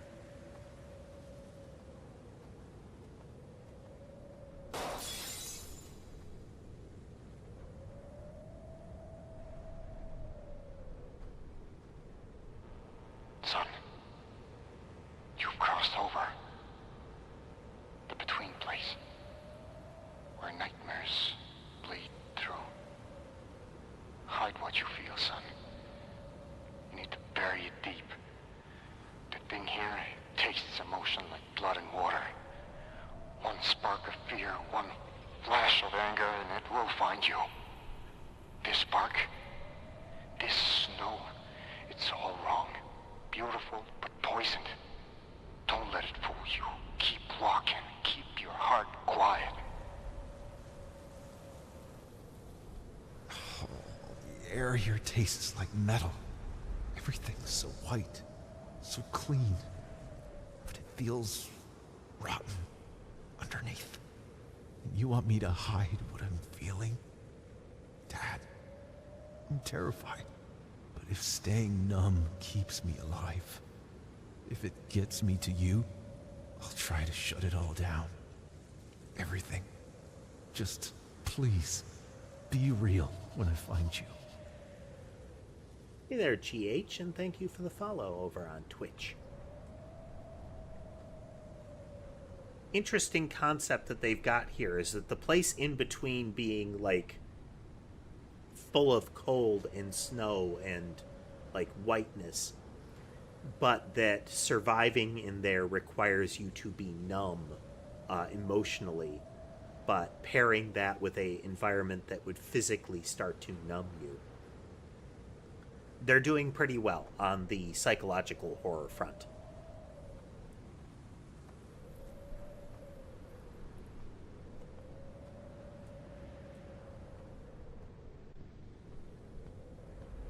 Though, you know, while they're not quite shouting metaphor at you, it is getting kind of loud. Thank you. The cat that is visible right now is Ember, GH. I haven't checked on them in a moment, so let's see the kitties here. Okay, let's see. We have Ember across from the keyboard. We have Sky and Molly up in the tree. We have Mason and Sherbet on the bed, and then we have Sammy on the shelf. All accounted for. Nice.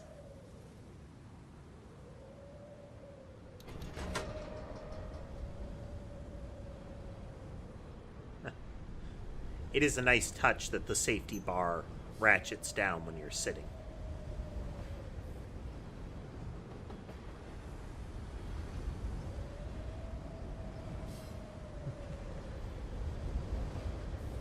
Hey there, Yopi. Welcome.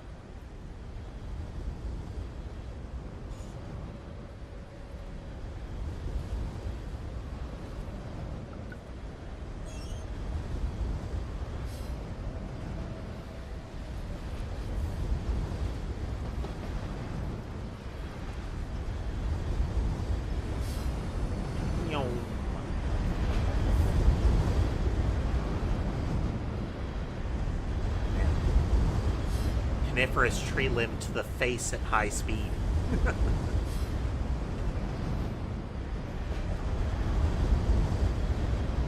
Some sort of statue or rock thing in the lake there. Hey there, Laura.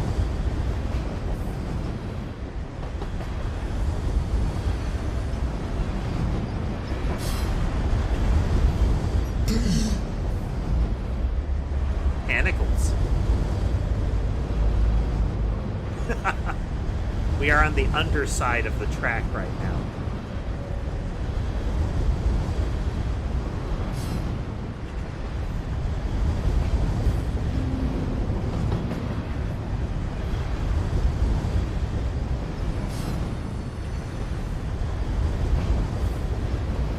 Wiggly.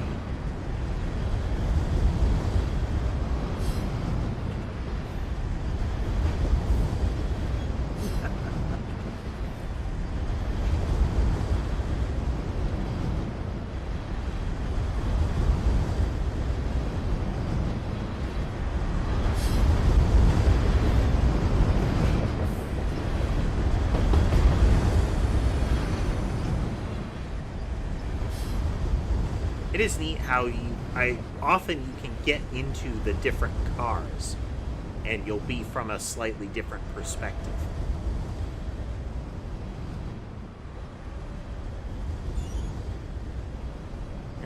Like I said, there's some reasonable craftsmanship going on in this.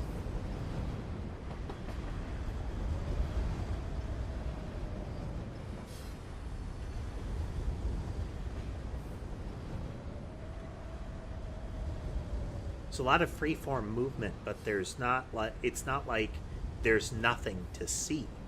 You might not find any collectibles off in the middle of nowhere, but you can go into different places and see some different things.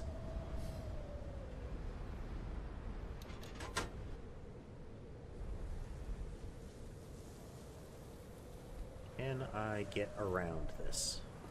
I can.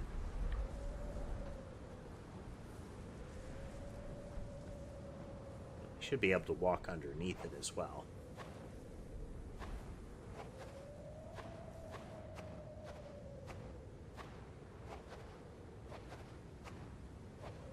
When we started the game, it was in a foggy field, and we were able to walk off the path a great distance. There was a little achievement that was essentially like, did you think you'd let you leave?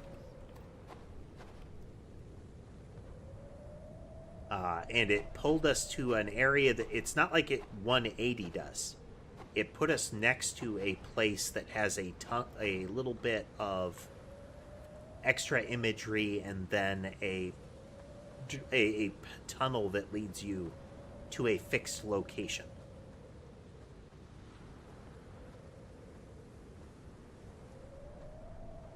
I think this is the way. We'll find out. Or shattering lights.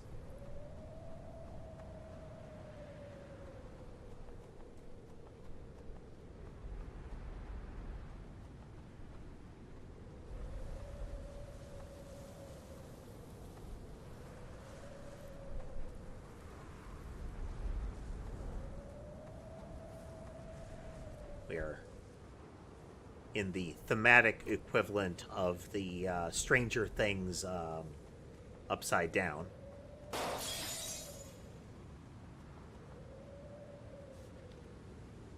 The House of Mirrors, dare to look inside. There was a snippet about looking into mirrors and having reflections vanish. Alright, what was that thing out here? And do we fall into the ice when we get near it?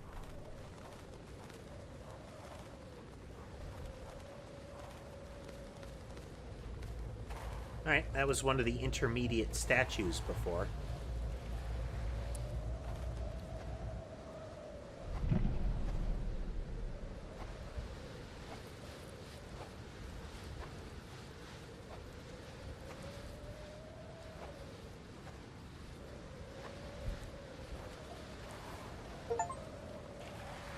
It's looking back. The eye saw you staring. We did too.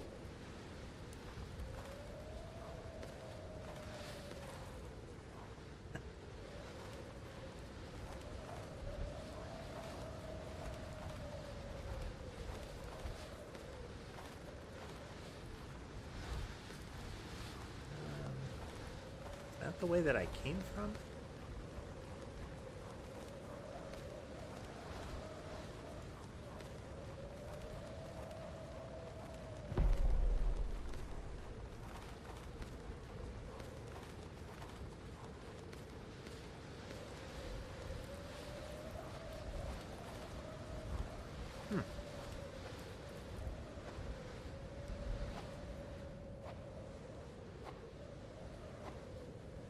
This one goes underground.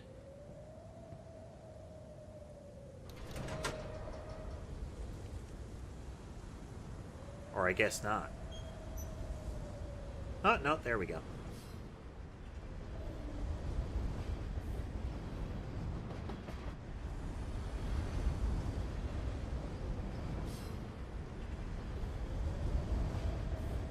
That is a thought, that the patterning of the clouds could be viewed as the iris of a big eye.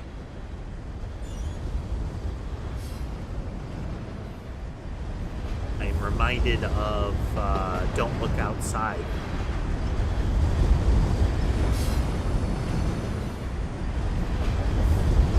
The fact that the volume settings on this game are ridiculously ineffective.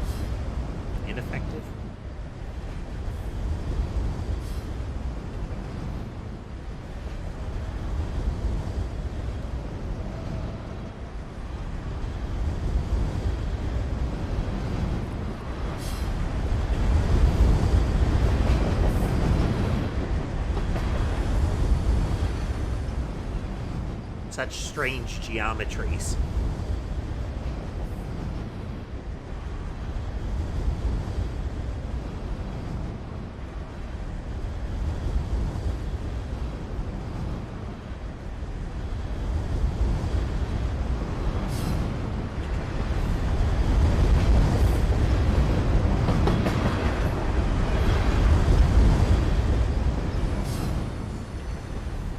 Anybody else get vertigo? Big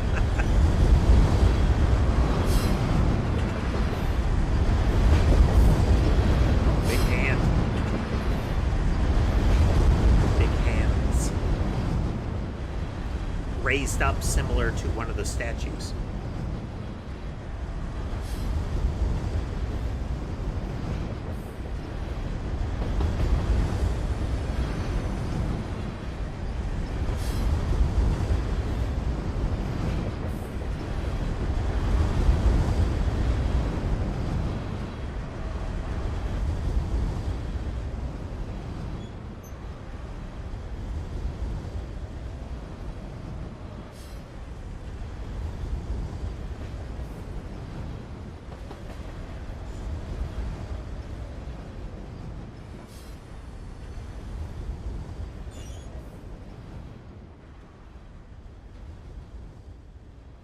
Great deal of effort put into this.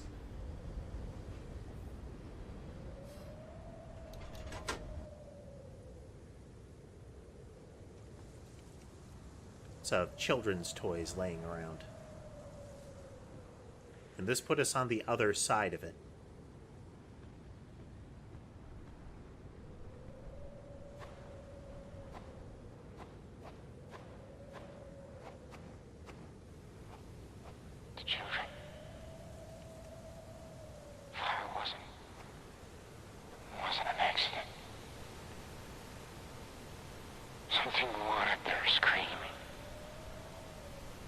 Well, that's a bit sinister. I'm in a dark place. Between heartbeats. Don't trust my voice when it...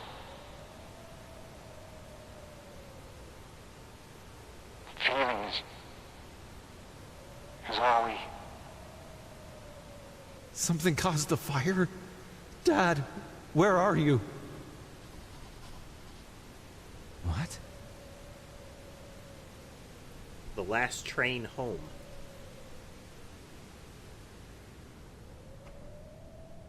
I wonder. Do I need to get closer to it? Yeah. Where did this come from? Doll in the snow. So I know I missed an object at one of the other roller coaster stations. There was a bunch of blocks on the ground that, seeing this, I could probably have picked up. So if we encounter it again, I will. Whether there is any sort of impact to me doing that... Huh. Might have just been a graphical anomaly, but it felt like something swung across the camera there.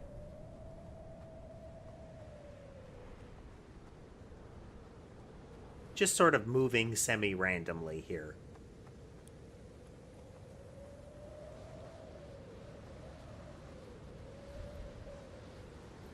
Wherever the journey takes us.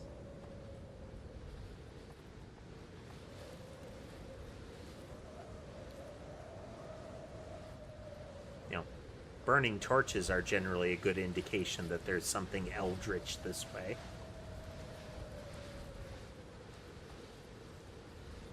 Oh, neat. Snow maze.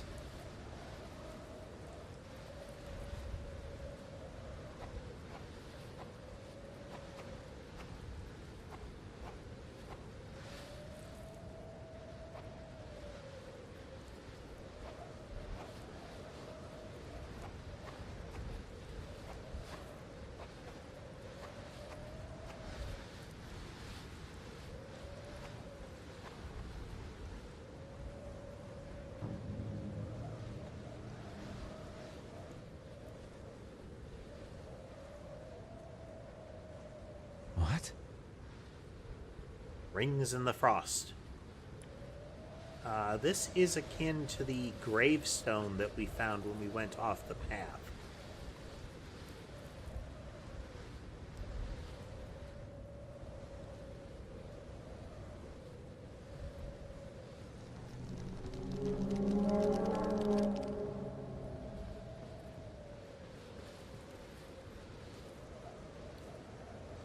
Yeah, it is like a big eye in the sky.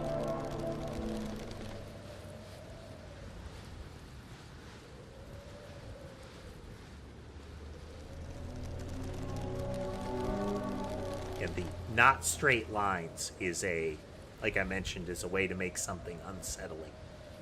How it, like, twisted up.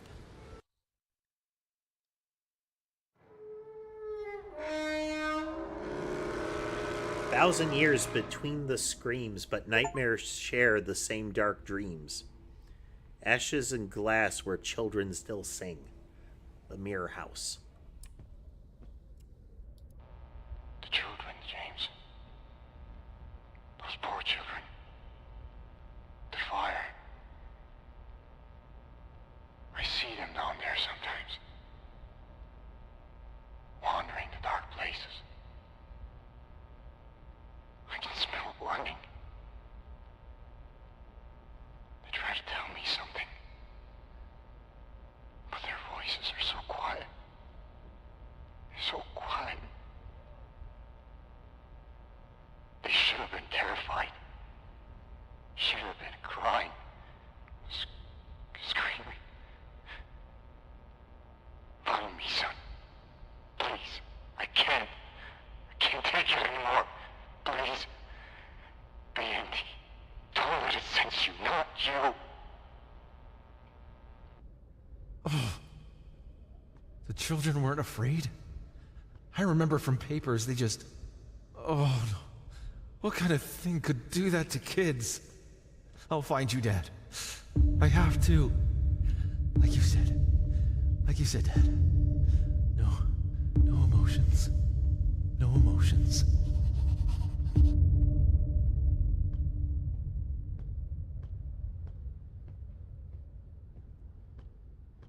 Now, was that sound stinger meant to imply the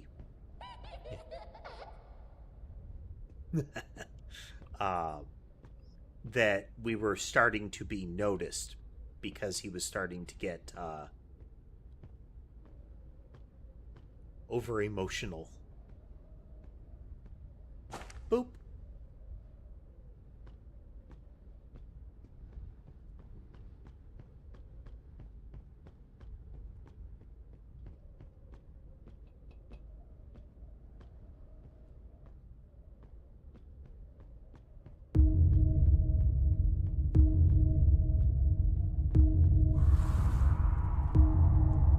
No, I suspect it just makes it seem more sinister.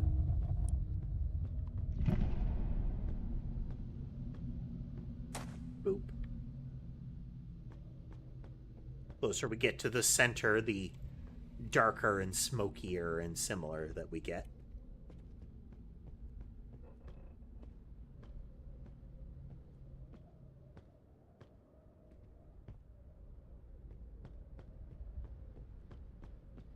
I fully anticipate we will go in circles frequently. But the question being, is that what the game intends?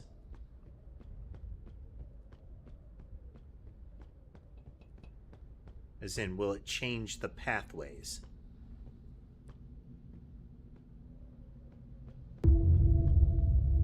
And they are making use of Hall of Mirrors mechanics, putting mirrors at the end of corridors and the like.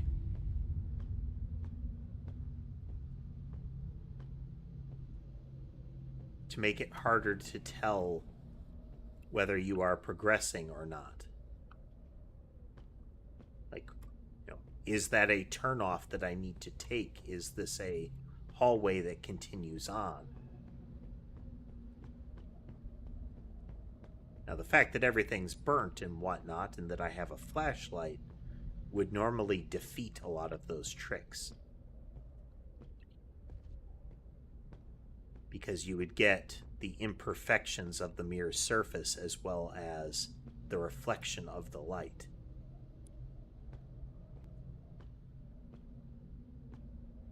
Or lack thereof to tell you if it is a mirrored passage or not. A lot of chairs.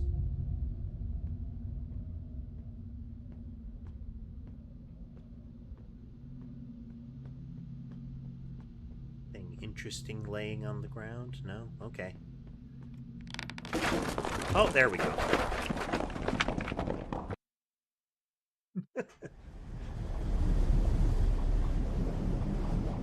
Each step down leads where I belong. The stone has hummed my family's song.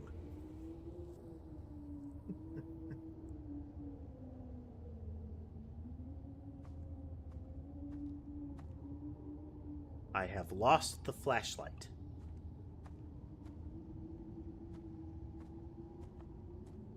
Means we can expect lighting tricks to be played on us in the near future.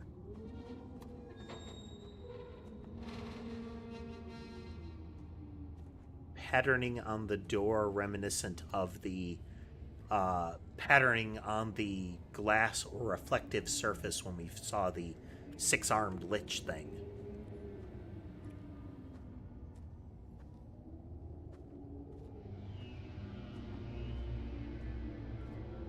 It's composed of many hands.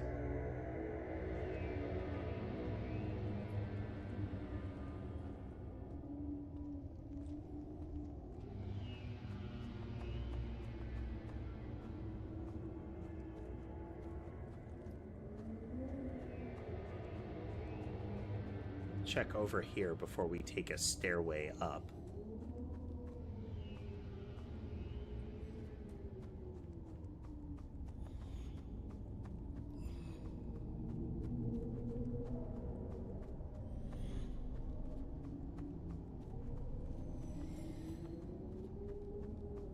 Definitely a sound happening there.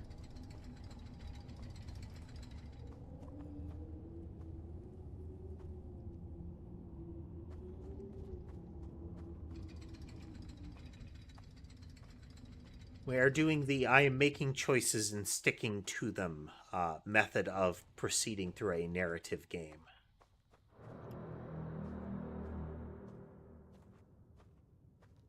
Lighting tricks.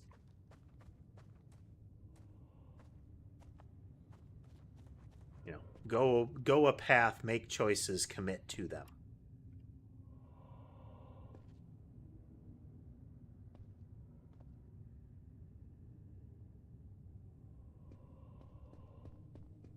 Dead end, faint breathing sound.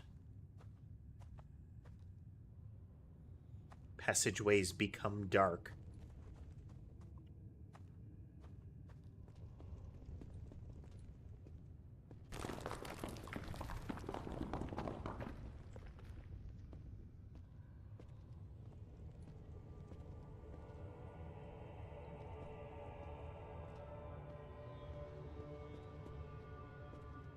Resonant chant-like sounds.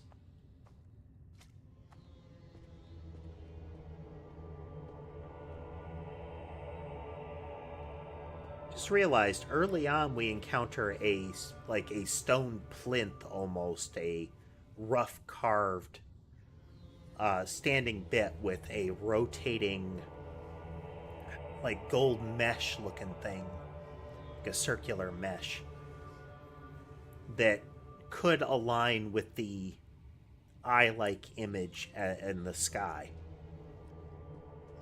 which could also align with this.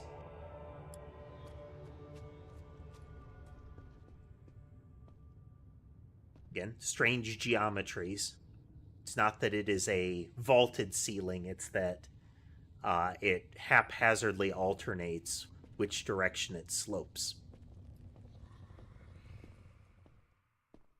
Whispers to the right.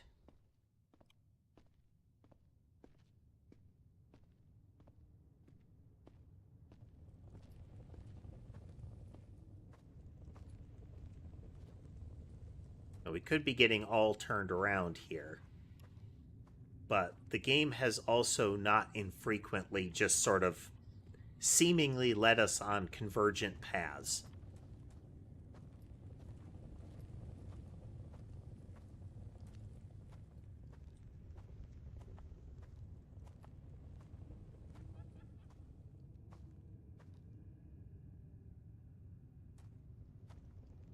Turned around so I could get in. It's very it of you. Game's getting its Pennywise on. Ooh, this is a great big alien ball.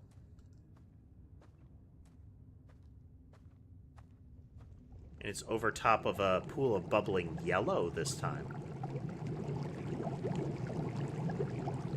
In touch? No? Okay. Normally can touch the big ball.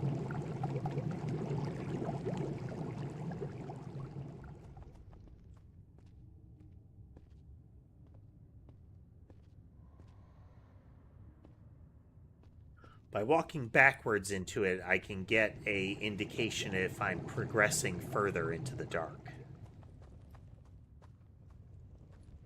Narrow passages.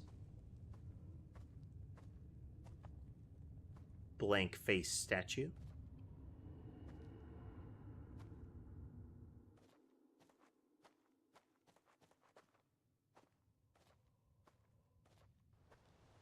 Oh, wow. This is a bit out of place. Very, old medieval shield there.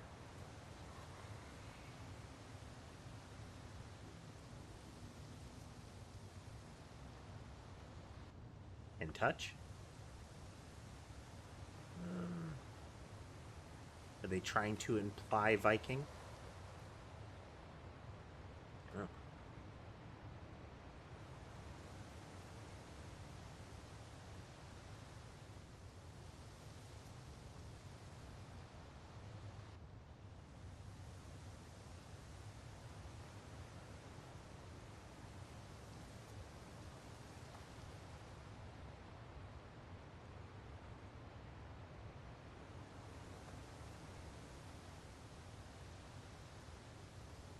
Oh, there it is. Our path return. Oh, there's our little guy again.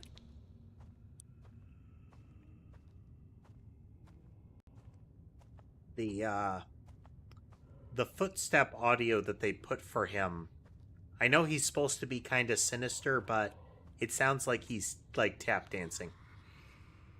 See our friend up there? Actually, you can't. 1 second. Here we go.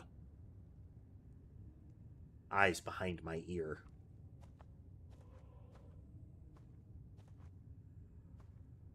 So the little walking thing went this way, and that's where the eyes appear.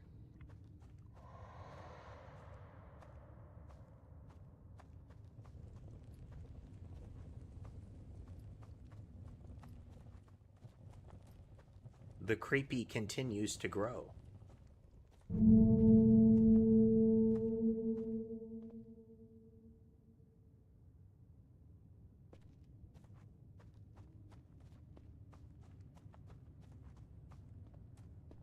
Bridges that slope down to get there. Well, let's go. Monoliths. Or obelisk, actually. Yeah, they were going for Norse.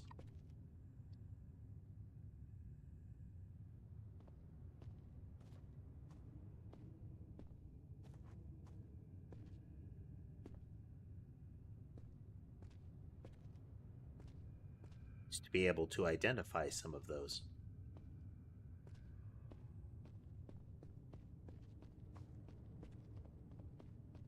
Back when I was younger and edgier.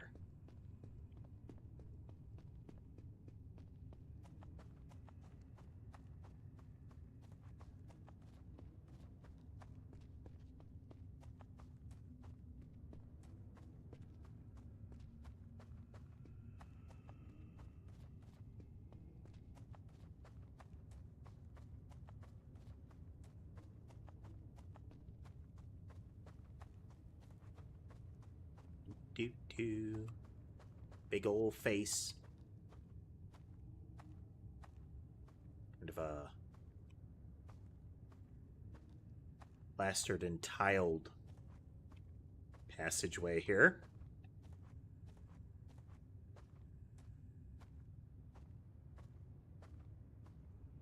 Then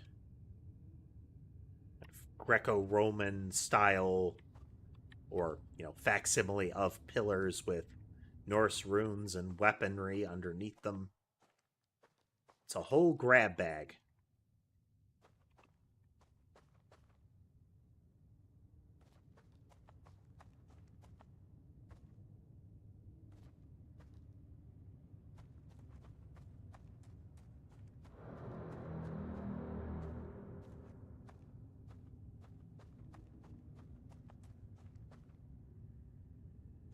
All right, well. Some of the locations just seem to give you these strange objects with a altered sense of scale to them. Well, you popped in, didn't you?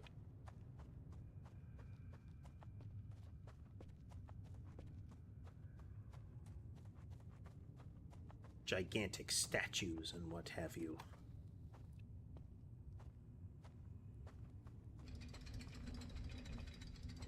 Well, that's very pointy.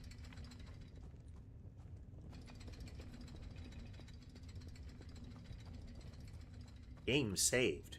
We have passed the checkpoint. A flag has been raised.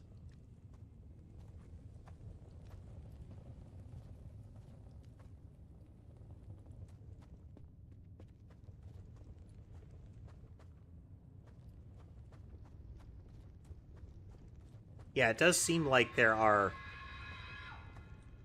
Huh. Is that supposed to be a scream or just like a...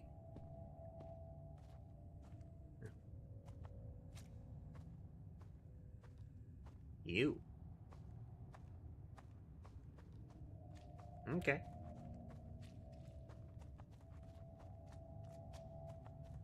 Been a one very lightweight puzzle earlier in the game, but right near the beginning.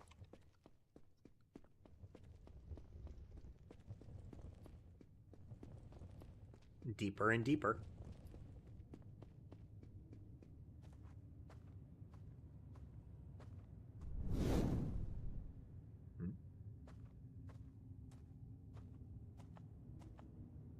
Hey, bud.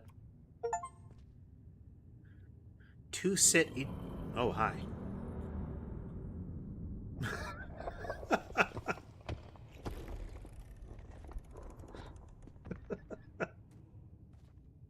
That was the thing in the mirror.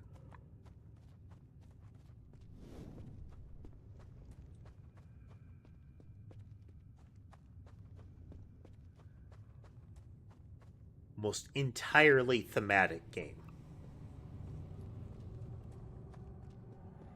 Which I appreciate. For science. Oh, okay. We've been able to jump off a lot of things, so it's valid to try.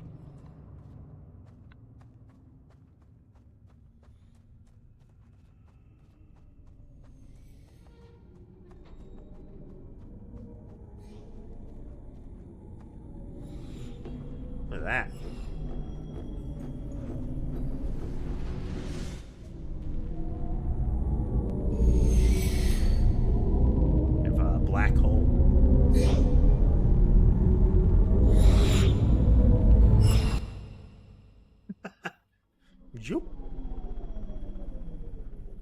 Space holds no up or down, just depths where souls can be found.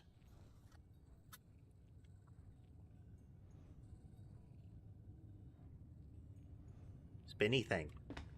Surrounding one of those big ball things.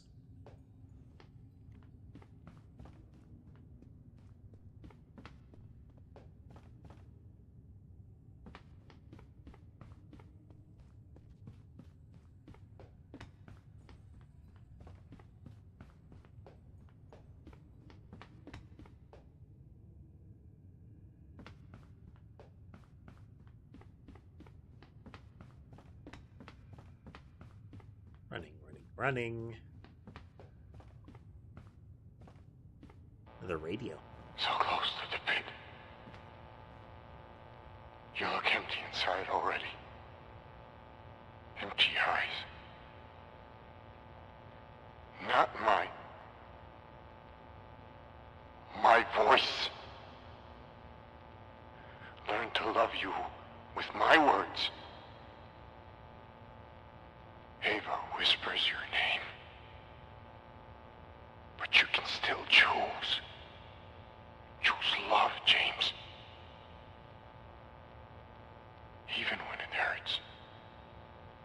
Father, I can barely feel. Maybe just echoes now. Is that what you meant by empty eyes? Empty inside? Eva. She's been waiting for me. I saw her watching. Did you? I mean, they haven't been mentioned up until now. I think.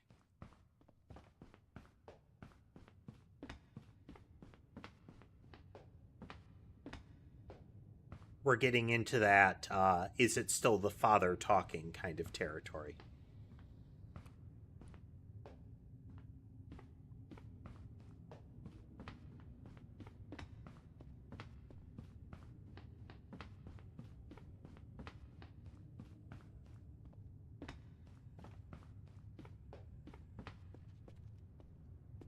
Touch.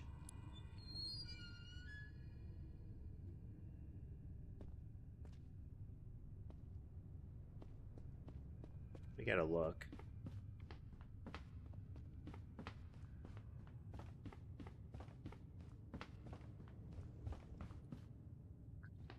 Kind of like the hooded figure with upraised arms. Kind of. But if it is, it's truncated in some way.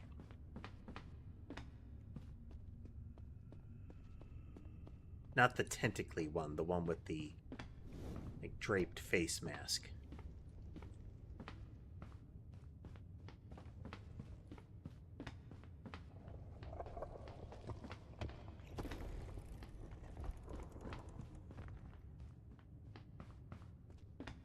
There's spinny thing.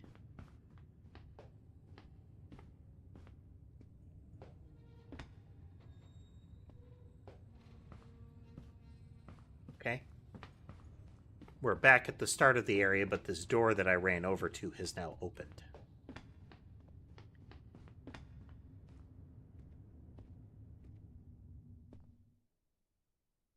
Ancient VR tech. I want to save you. I think I still want that. But I can't remember why it matters anymore. I can't remember what you used to mean to me. Odd shapes.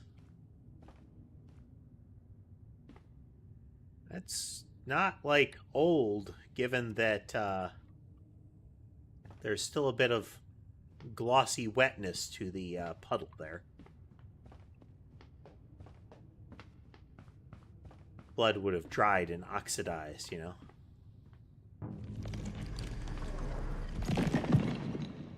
Oof. Latin or something similar on the door, on the wall there. I'm almost at the pit now. I can hear them calling. Maybe Maybe this is just what Crawford men do. Maybe this is just who we are.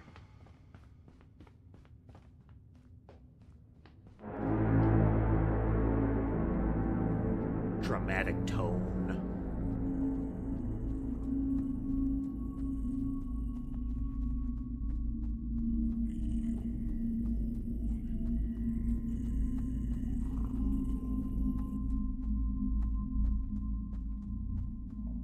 You can still hear footsteps.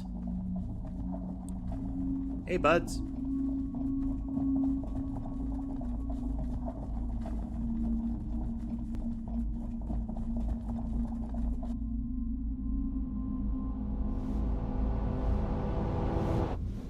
James, son, you came. I'm here, Father. I found you.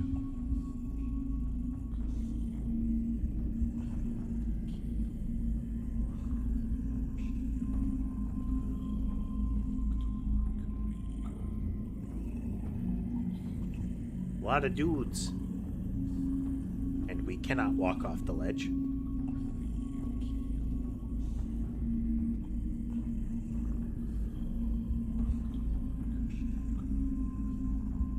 The green light makes them look especially pallid, but the skin on the hands seems regular. You have to choose love, son. Even when it hurts. Don't let it make you empty like me. Like others. Empty feels better than pain, Father. Empty feels quiet. Nothing hurts. My boy. My sweet boy. I love you, James. I'm sorry, Father, but the quiet is calling.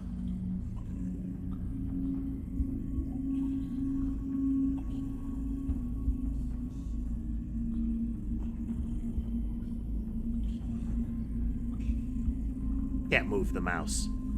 The only interaction seemingly available is to stab. No text on this note. Spoke of the children from the fire, said he still sees them. No, I can't. I won't. If you wait long enough. Dad, we have to go. We have to get out of here. James. My beautiful boy. Now, is this the don't listen to it using my voice? I'm sorry, son. Love you so much. Oh, we got stabbed almost. It has to be done. Yep. I couldn't let you become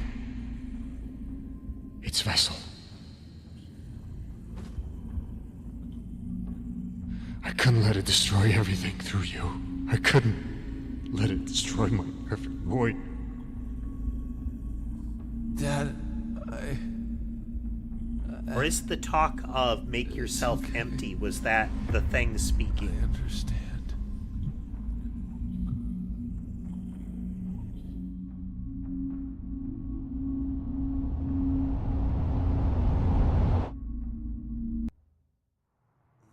Game saved. James? You tried to awake. spare him. We spared nothing. The circle devours all. It's the day. 10 years today, honey. Since the fire. Since your father disappeared.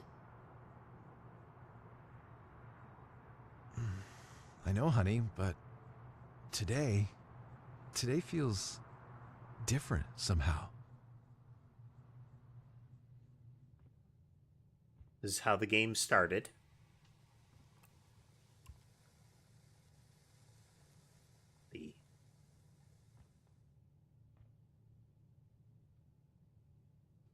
Every year I tell myself this is the last time.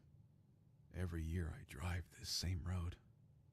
Like some kind of ritual. Like visiting a grave that doesn't exist. Yep, pretty much exactly how it started. Maybe this time I'll find a different answer.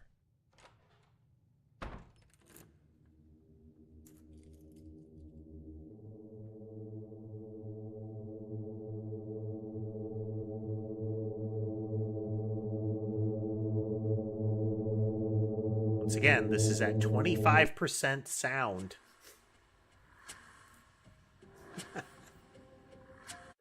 Yeah, and we cut that off before the music starts.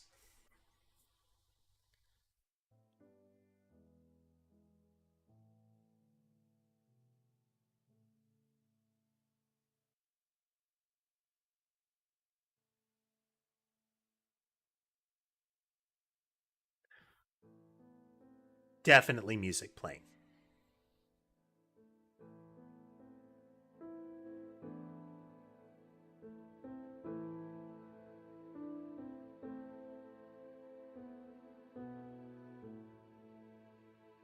It's not bad music, it's just inevitably when this kind of thing happens, I get a claim on the video and have to excise a whole portion of the stream VOD.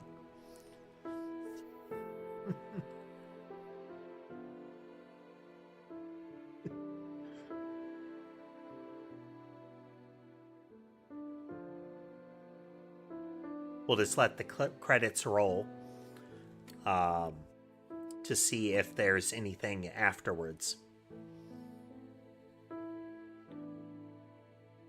And this portion is either unaffected by the volume settings or would just blow your speakers out. / headphones / ears.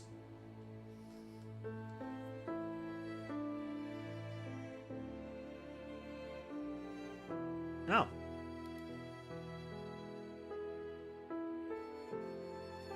We can skip all the way to different spots.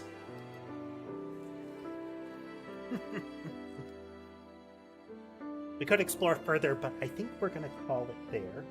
Again, bit early.